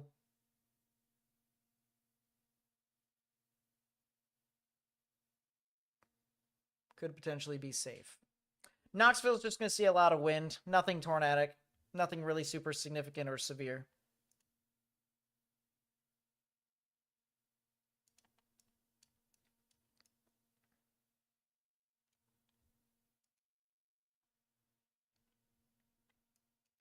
Man, if this radar that was over in Eglin Air Force Base could work, we would be able to see what's happening in Panama.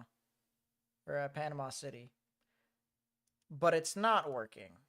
And that's really unfortunate. I think we might have to use the Tallahassee radar. Update on Gilmer County, Georgia.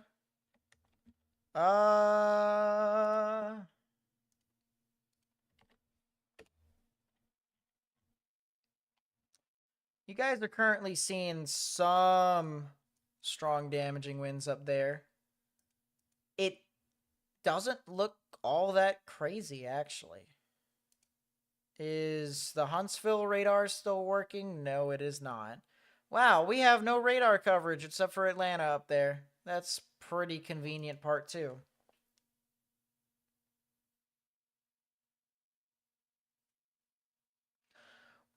I think we're going to have to use...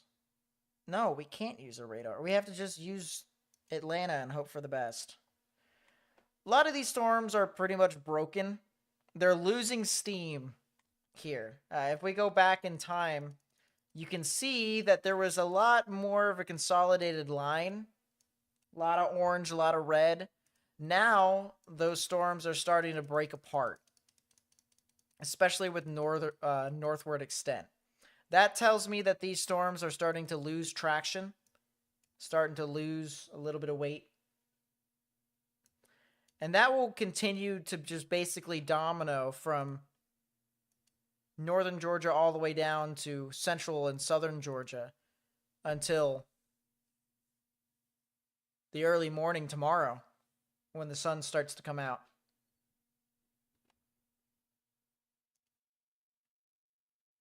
So yeah, Gilmer County, no real tornado threat, just damaging winds. Same can be said for the Atlanta metro area. I see a lot of damaging winds. I don't really see anything more than that.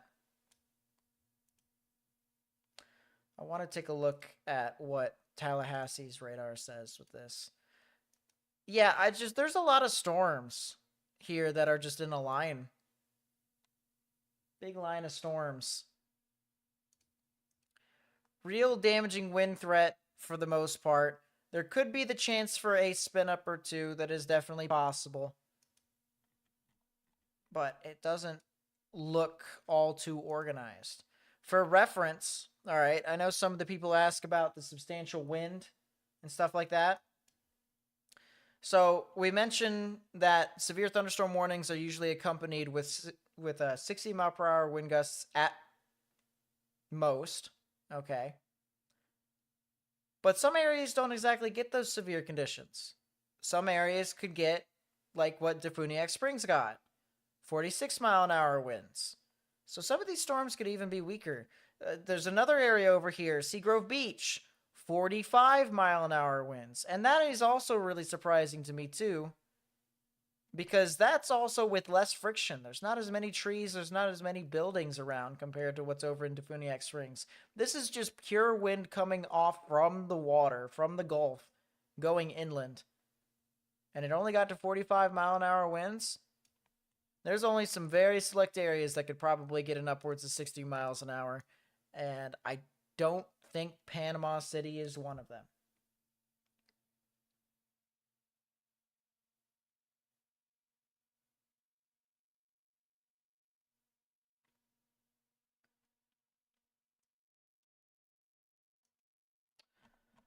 There is indeed a tornado possible tag on the severe weather that is heading into Dothan. There is indeed a tornado possible tag down there. Man, oh man, the storms are starting to move on through. All right, let's get our camera map. Let's go into the heart of Dothan. Or actually, let's not. Let's get this camera.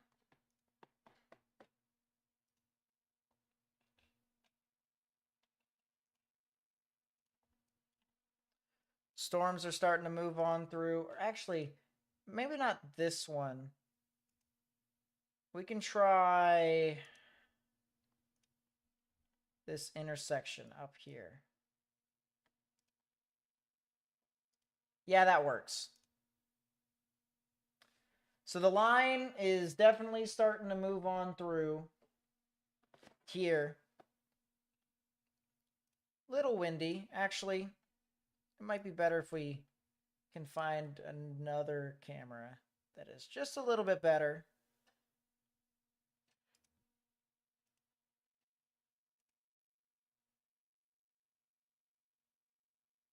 No.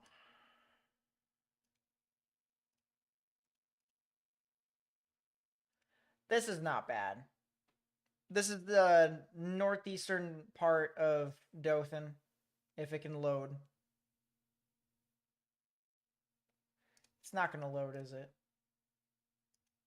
That sucks.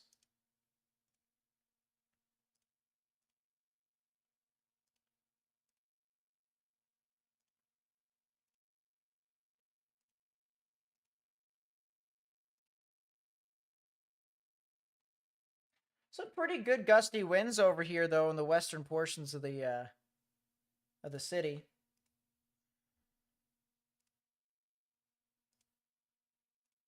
It might just be best to just pull up this camera here in downtown Dothan and just roll with it. Unless if that's not going to load either, then maybe, you know, one day a bone will be thrown to me. We can only hope. We can only hope.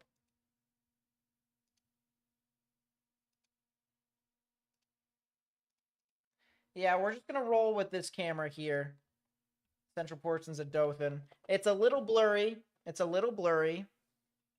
But it is starting to move into central parts of town.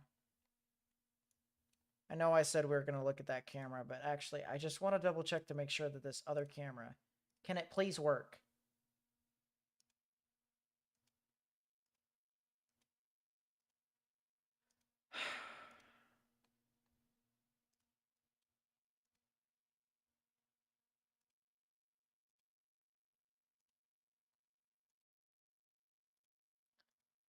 All right, you win.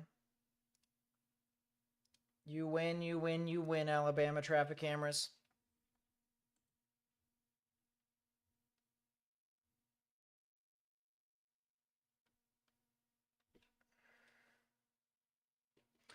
As I said, some pretty gusty winds are starting to move through town right now. They are indeed pretty gusty. We'll start to see here the rain is going to start to pick up.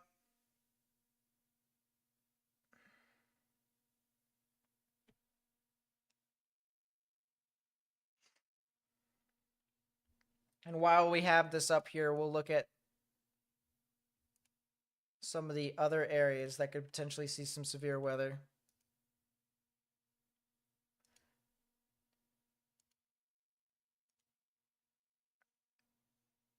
There's a little bit of rotation over here near Vernon, Florida. A little bit of rotation. Yes, I am still watching.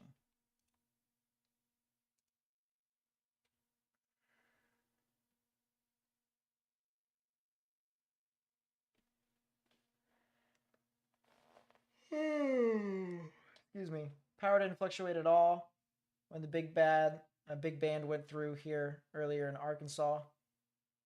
Tiny band comes through, has caused power to go out twice in 20 minutes. Yeah, that's the thing about a double whammy, huh? These storms don't exactly like to play fair.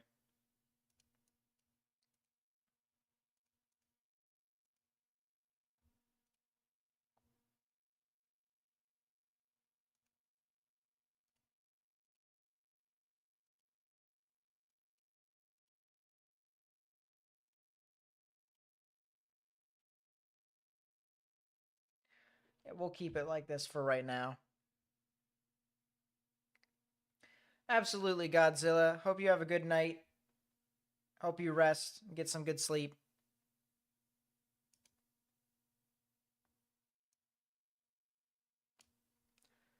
As the storm is now moving into Dothan, Alabama. Storms that are moving into Atlanta don't really seem to be too significant still. Just a lot of wind. If you're in Noonan, you can go to sleep. It's starting to get into Peachtree City right now as we speak as well.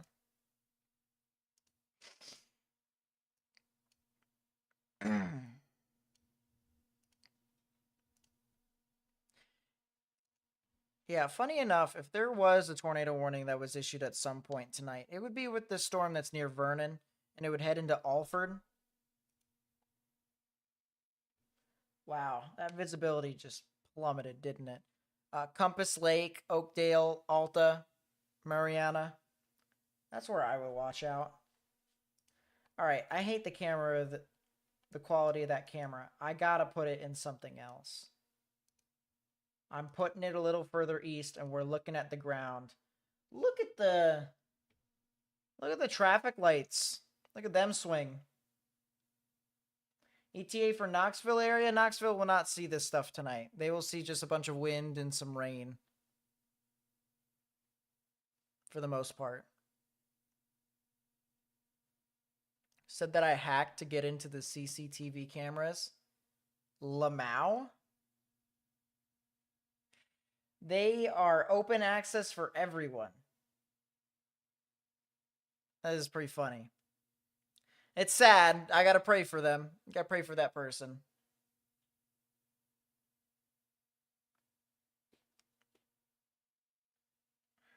They definitely are a bit deranged.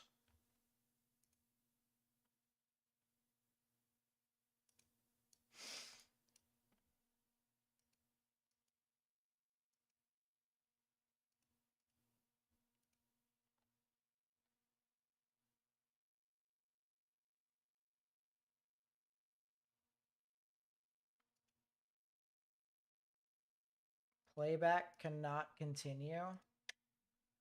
You know, the Alabama traffic cameras are honestly one of the worst cameras to use. One of the worst.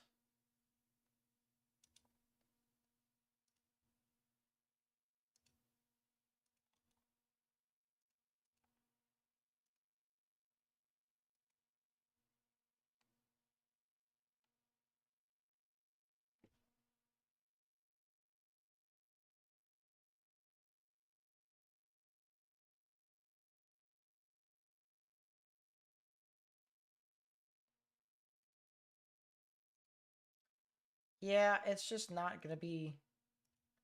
It's not going to be very nice to us. Is that a police car that's sitting in the middle of this little storm? It is a little police car, I think.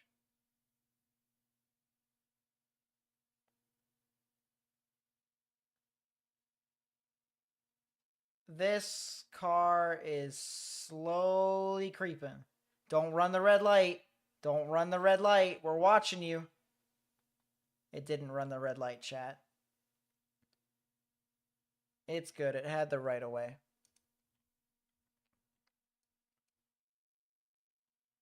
Can we get a checkup on Central Georgia? Georgia is going to not really see, at least Central Georgia, is not really going to see a whole lot of significant activity as you head into the overnight. From now until 6 or 7 in the morning. These storms, as they continue with eastward extent. All right, so right now, they are currently, yes, I am still watching, but I'll just keep that to the side. As these storms here move to the east, they will continue to lose steam and lose traction, and therefore also lose parts of its intensity too. So by the time it gets to Macon, it will be significantly weaker than it is currently right now over in Columbus, Atlanta, you know. So that's what we're looking at right now.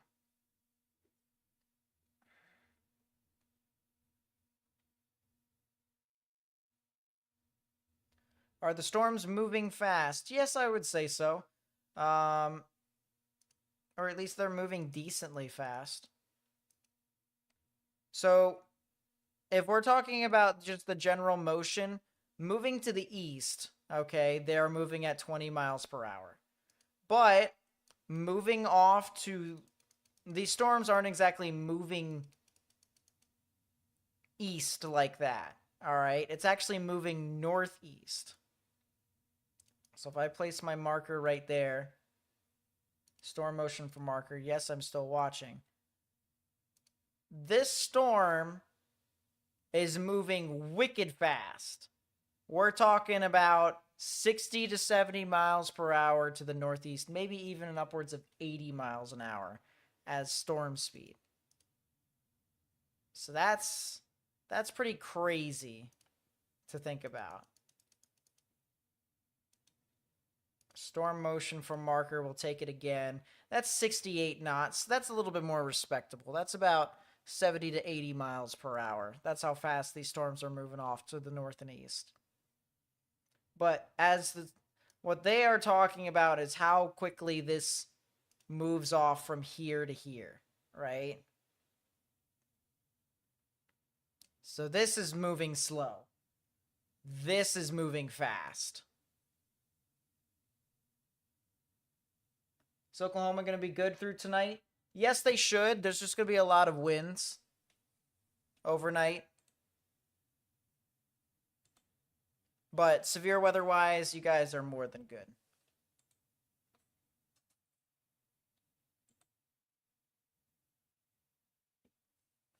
Could get chilly over the next few days as well. Could get a little chilly. I'm sure you guys are so ready for spring to come along. But things start to get warm again. It was warm yesterday. It was warm on Monday. And then the storms went by and things started to get cool and dry and windy. In southeastern Georgia, wind gusts now 45 minutes north of Brunswick. So yeah, you guys, you're basically seeing what everyone else is seeing with all. This is such a windy storm, even beyond just the rain. There's just so much wind involved with this storm that it's pretty crazy. It's just a little crazy. Starting to get some reports coming in with how strong some of these winds are. 43 mile per hour winds coming from this weather station west of Newton in Alabama. 47 mile per hour winds south of Daleville. 51 mile per hour wind gust report over here east of Midland City. 42 mile per hour wind gust report northwest of Headland, Alabama as well. Thank you so much for being on, Will. Both nights, last night and tonight. Hope you have some good sleep. I'll see you around, of course. You know, I'm always around. Whether it's in a live stream or if it's videos that get uploaded at 8 p.m. Eastern, 7 Central. All sorts of stuff. Uwu with the 2, thank you so much. I really do appreciate it. Says thank you so much for actually covering Central Georgia. Yeah, no problem. I appreciate you being out here and around and supporting the channel.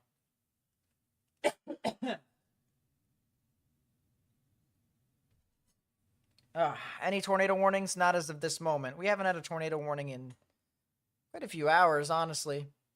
It's been a bit. It's been a while. All right, so these storms are now starting to approach Panama City. Trust me when I say, based off of the radar that we are given, it looks like a lot of wind. It really does look like a lot of wind.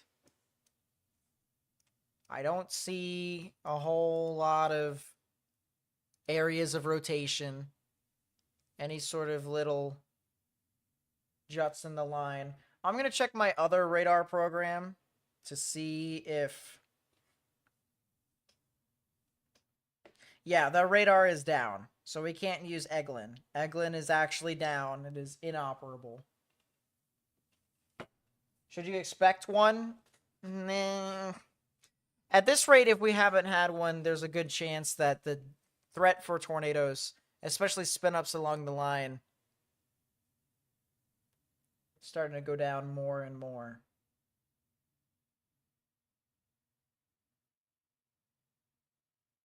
Yeah, don't worry about donations and stuff like that, trying to donate to the channel. Realistically speaking, the best way you can help us is by helping us grow the community. We want to try and make sure our community gets large and is able to help as many people as we possibly can, while also inspiring people to be able to enjoy stuff like meteorology and weather and stuff like that. We want to try and make sure that people who have anxiety or anxiousness over severe storms may be able to take refuge in a place like this. That's what we do. Sometimes it can get a little extreme when significant tornadoes do happen, I will admit. But when there isn't, we try to make this a pretty calm atmosphere. Aiden with the 10, thank you so much. I really do appreciate it. Says, appreciate the stream, Nate. I'm off to bed. Yes, absolutely. Get some sleep, get some good rest. Of course, we'll talk at some point. Whether it's in the stream or in a video, we will talk at some point. But thank you so much for helping out as a mod.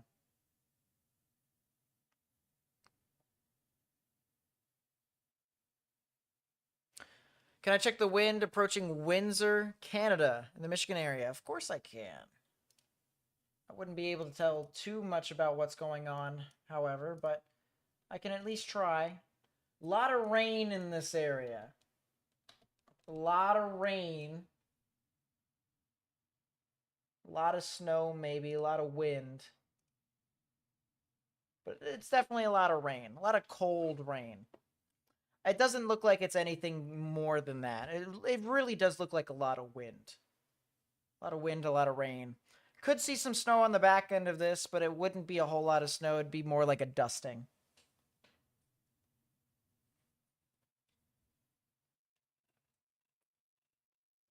Has there been any wind damage reports? So there's been a plethora of them today. We've had a big wind event extending from Dallas-Fort Worth all the way over to over here in Alabama, where we got some reports of some tree damage over here east of Enterprise.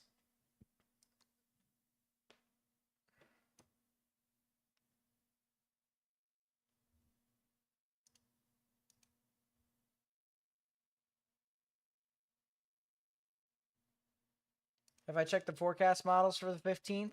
I did on my video on Monday. I haven't recently. I probably won't do it until after the event tomorrow. I'm a little too focused on this stuff. Keep our camera over here in Canton, Georgia now.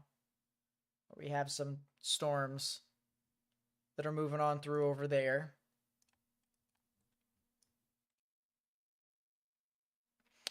As they are now starting to approach the Beltway of Atlanta. Line of storms and a new severe thunderstorm warning here for Atlanta. Some damaging winds are possible.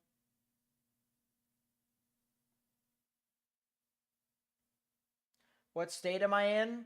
I'm in Pennsylvania. So my risk for severe weather is tomorrow.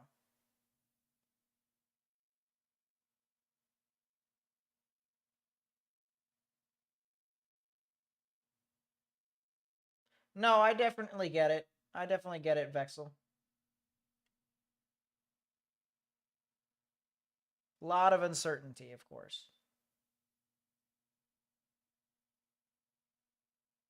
What time will they reach Spartanburg? Well, that's a good question. Greenville, Spartanburg could get their storms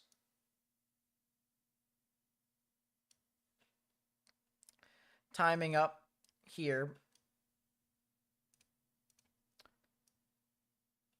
This is also for people who live in Georgia, too, for those who are curious. They can get their rain sometime around 5 a.m., 6 a.m., and then things will be gone after 7. There's still some residual rain, but that's pretty much it. Time am I planning to get off the stream? Pretty soon, to be honest with you. I don't intend to cover central Georgia at all, because the storms would actually have weakened until probably 8 a.m. in the morning. And then we probably will be live at 10, 9 or 10 a.m., something like that. And we will be live until 5 in the afternoon tomorrow. Talking about the Carolinas. But that's the full intention. That's the full plan. We've been live streaming for 13 hours now. We definitely need our rest.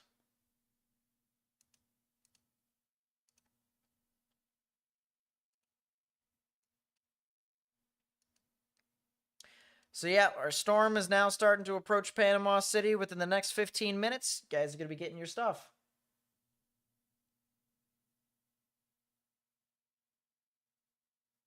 Yep, the wind's going to be, it's still going to be going and going and going even after the line passes on through. That's the power of our low pressure system that's moving about. It's just been getting stronger and stronger, and it's been building a lot more. The winds have just been gathering around it all around, so.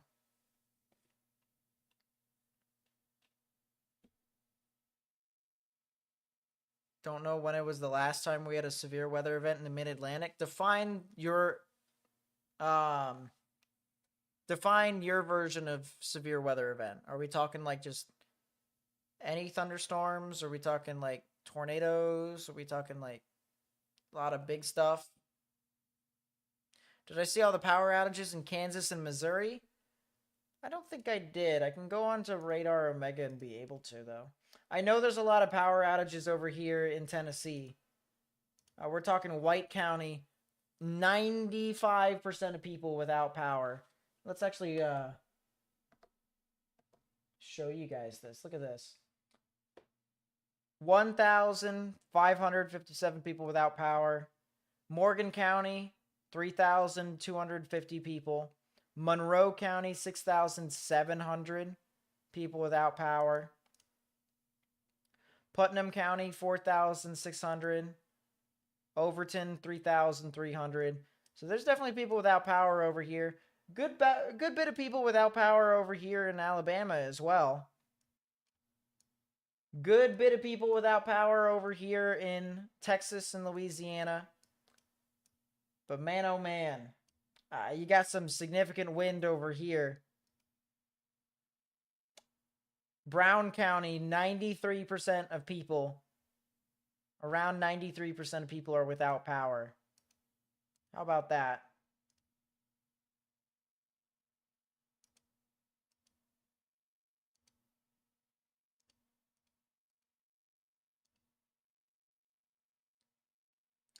So yeah, a lot of very strong winds, a lot of heavy snow, a lot of blizzard-like conditions over here.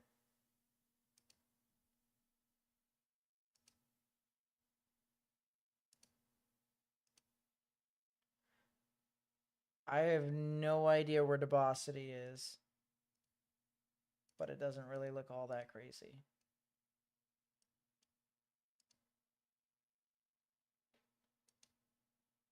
That's a lot of strong winds in Pickens County, the eastern portions of Pickens County. Crystal Falls Golf Course. Yeah, that's probably the place to watch here as a camera.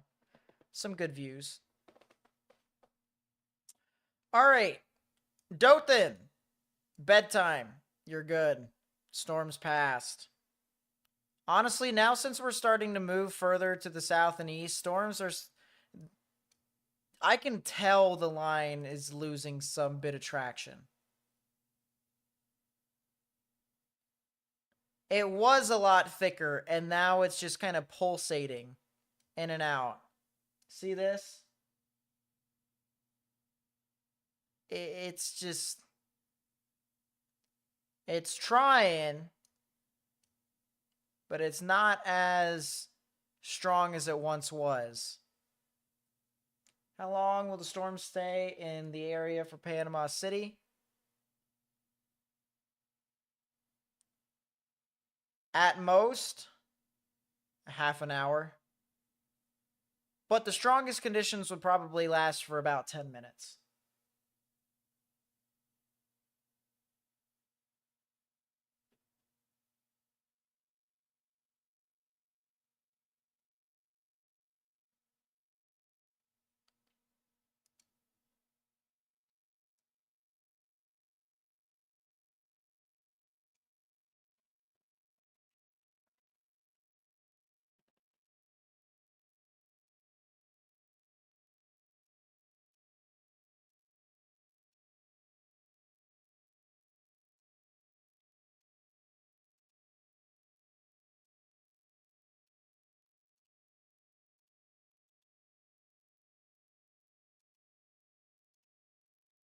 Cool. How's it looking for Tallahassee? Tallahassee's looking good right now. It's on schedule for these storms to be able to move into your area sometime around 2 hours from now. But these storms are also weakening right now. They are weakening more and more, especially as they head further to the east. So there is some good news here, at least based off of these recent trends. Lost power. Sheesh. Storms definitely do pack a punch.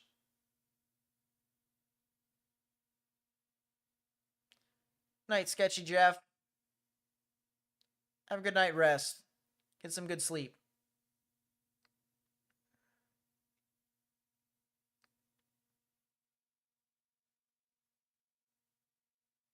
All right, I kind of want to fix some stuff here with my my stream before we start talking about maybe heading off for the night. I know the storms are heading into downtown Atlanta right now. First off, I just got to say these storms right now are not really doing a whole lot. It's just a lot of wind. Everything in Georgia right now is a lot of wind. It is based off of my observations at this time, but it is a lot of wind.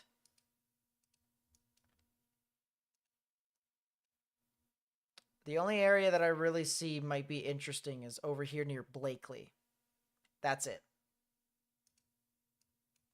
That is really it.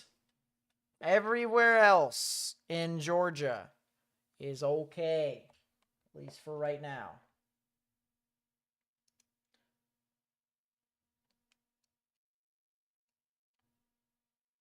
Gordon, Alabama, safe. You guys are about to get some severe storms, damaging winds. Just stay indoors, stay away from windows. You'll be fine. Dothan made it through.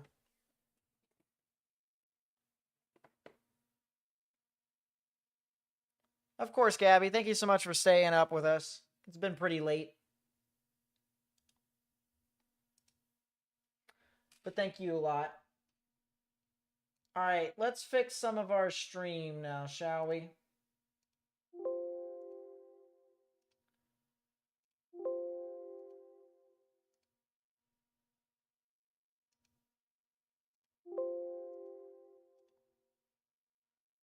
Paste reference. There we go. That looks pretty good. I want to test a super chat widget. Yep, that works. That works well. Okay, on to the next one. Delete. Delete. And delete. If you guys don't like hearing the balloons, actually, I'll turn it off for right now. Paste reference, boom, everything's on. Very nice. Next one.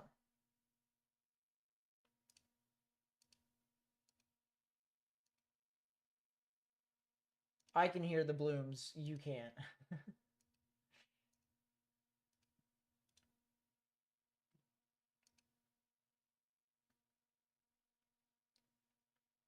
Okay, that one's good. Next one.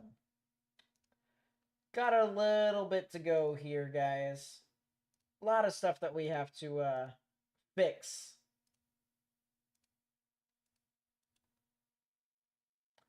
I appreciate that, Priyanka. Thank you so much for the support to the channel. All right, next one.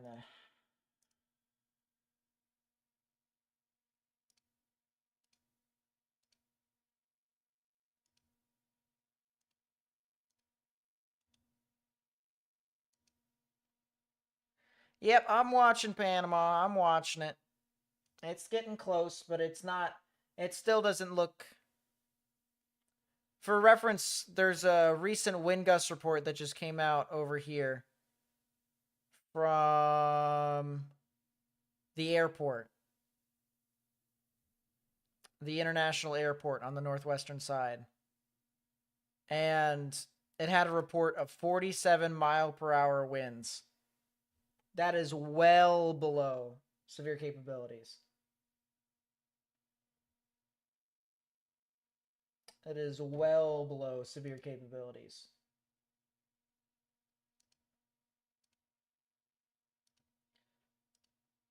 So just stay indoors, stay away from windows, you'll be safe.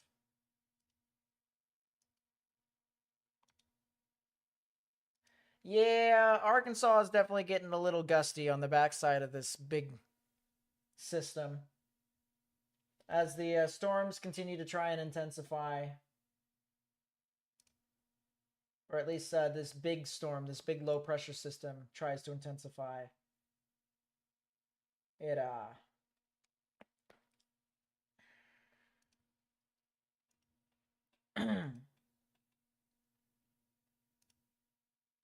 tends to expand their wind field as well. Tends to.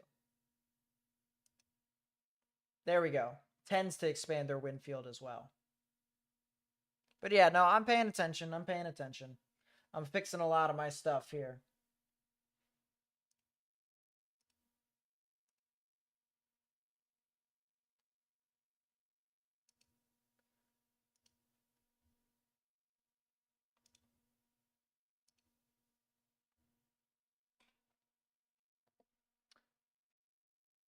All right, we are almost done here, chat. Almost done with this.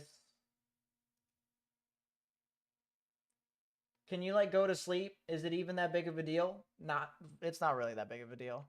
The only reason I'm live is so I can try and help support people who might have anxiety and stuff like that. Some people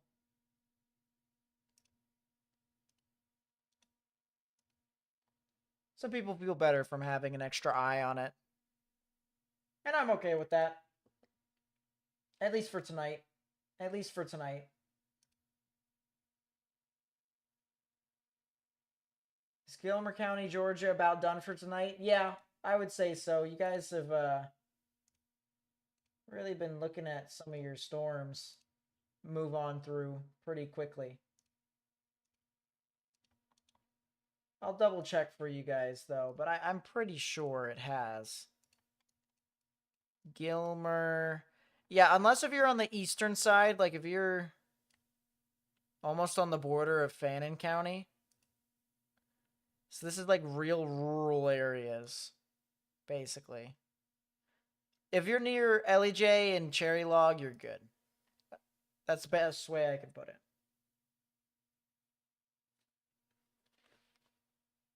What radar do I use to track it all? So I recommend for people who are on their phones to use Radar Scope or Radar Omega. One thing I will say one good thing and one good bad thing about each.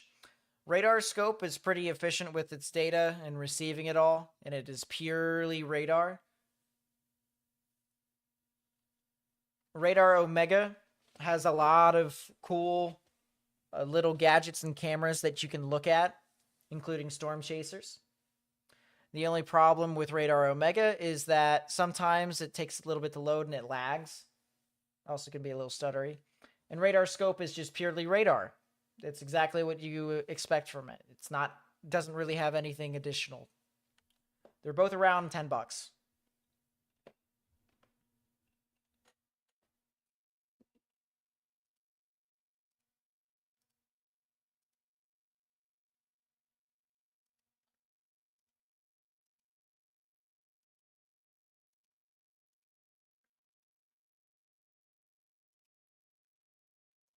Look at that. We are fixing our stuff slowly but surely. I think we have 6 more to do, maybe. Actually, it might be less than that.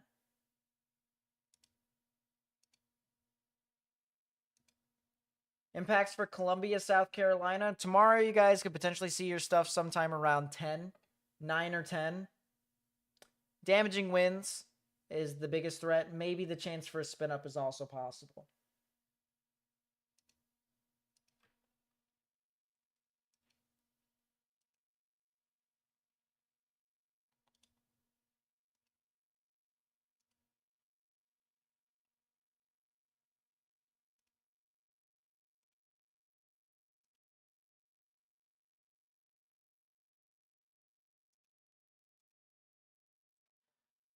This is called organizing your stream, chat.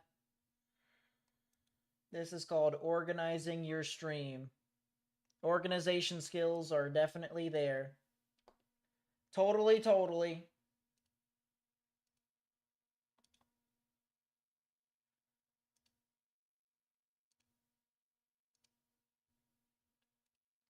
I can't tell you how many blooms I've heard, by the way. What the heck was that? What did I just delete? I have no idea.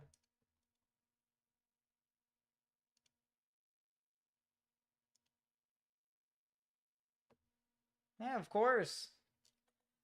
Thank you guys so much for liking and subscribing and stuff like that. It really does help the channel. Help grows the community. Alright. Got a couple more. We still need to figure out what we're going to be filling with our blue area. We still need to figure out what we need to fill out with our little blue area. Just give me a second.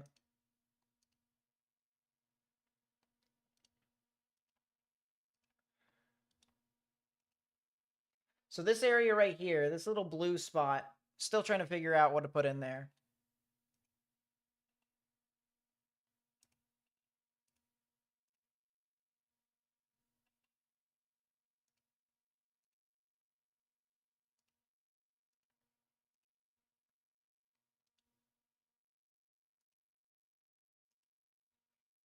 All right, and then I think we have this all done. We almost do.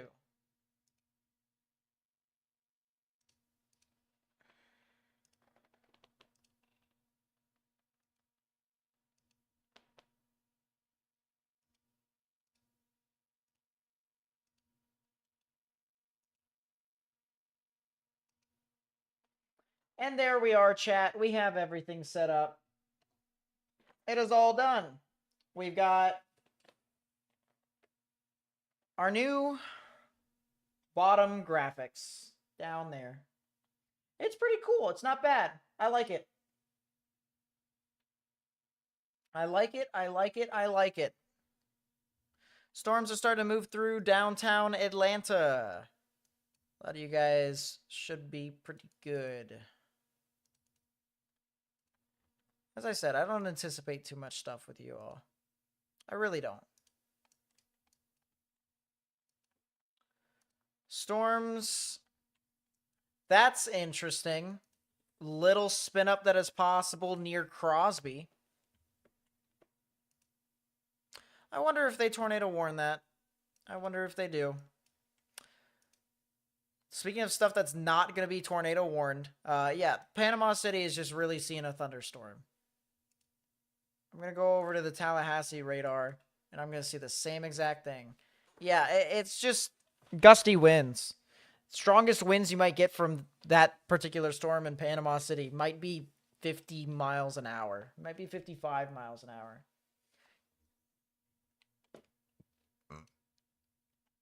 Can I go to Southwest Georgia? I sure can. Here's Southwest Georgia. The only real area I see. Earlier there was a station near Blakely, and that kind of fizzed out a bit.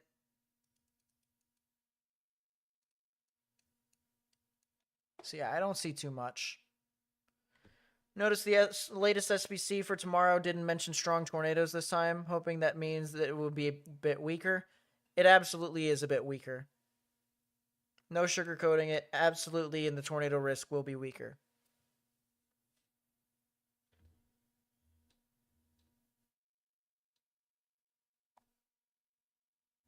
How is Atlanta? Atlanta's currently seeing just some damaging winds.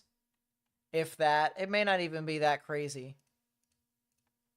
But you just have a little skinny line that's moving on through. Once that line moves out, you'll be good from the severe storms. Things will still get pretty gusty for quite some time. Still get some windy conditions, but there's no tornado risk. Stuff like that. Not for you all.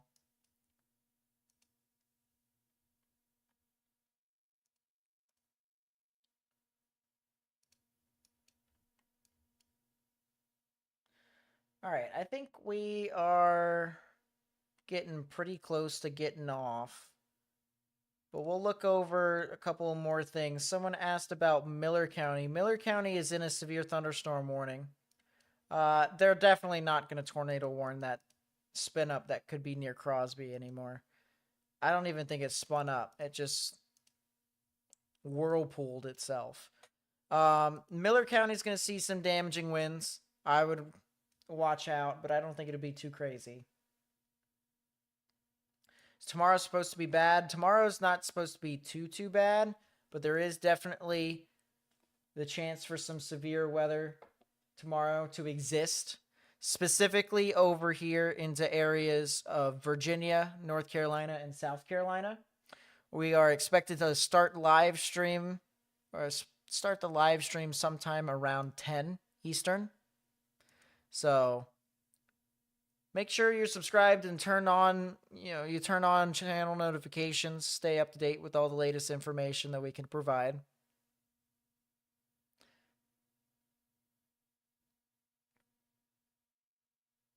We also upload videos every night at 8 p.m. Eastern whenever we don't live stream. It will not be tomorrow. It will be Thursday is when we will upload our video. Because we'll be live tomorrow, of course. There's also the risk for tornadoes over here in the portions of Virginia, North Carolina, and South Carolina. 5% chance for tornadoes in the brown, 2% chance for tornadoes in the green.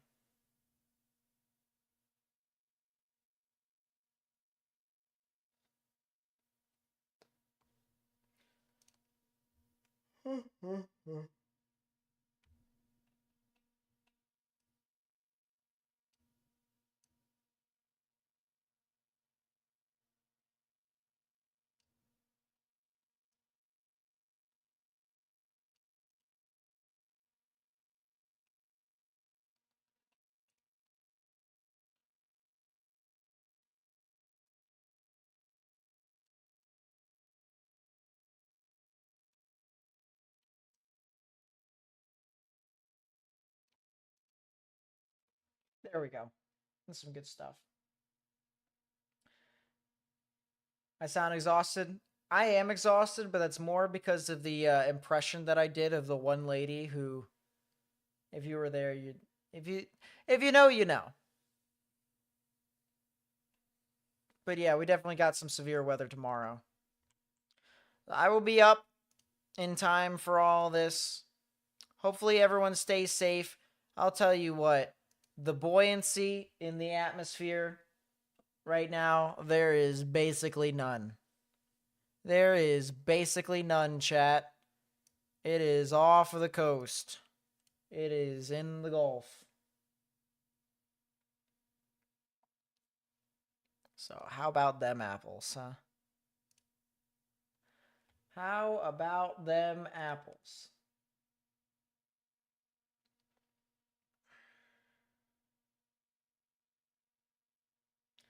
All right. We are going to go to bed. I will talk to y'all soon, of course. Make sure you guys stay safe in the meantime. If you're under any sort of warnings, tornado warnings, severe thunderstorm warnings, or flash flood warnings, please heed them accordingly. Of course, if you're in a severe thunderstorm warning or a tornado warning, get in an interior part of your building. Cool thing about that, as we mention it, the severe thunderstorm warning for Atlanta actually has been canceled. It'll pop off our screen here very shortly. And it just did. There you go. So severe thunderstorm warning for Atlanta now has been canceled. Cool stuff. As I said, I will catch you guys tomorrow, or technically today. Make sure you guys stay safe. I don't know what else to say. Subscribe if you're new. Hit the thumbs up button. Do the usual stuff. Sellout moment. I don't know. I'm going to bed. I'll catch you guys tomorrow. Peace out, everyone.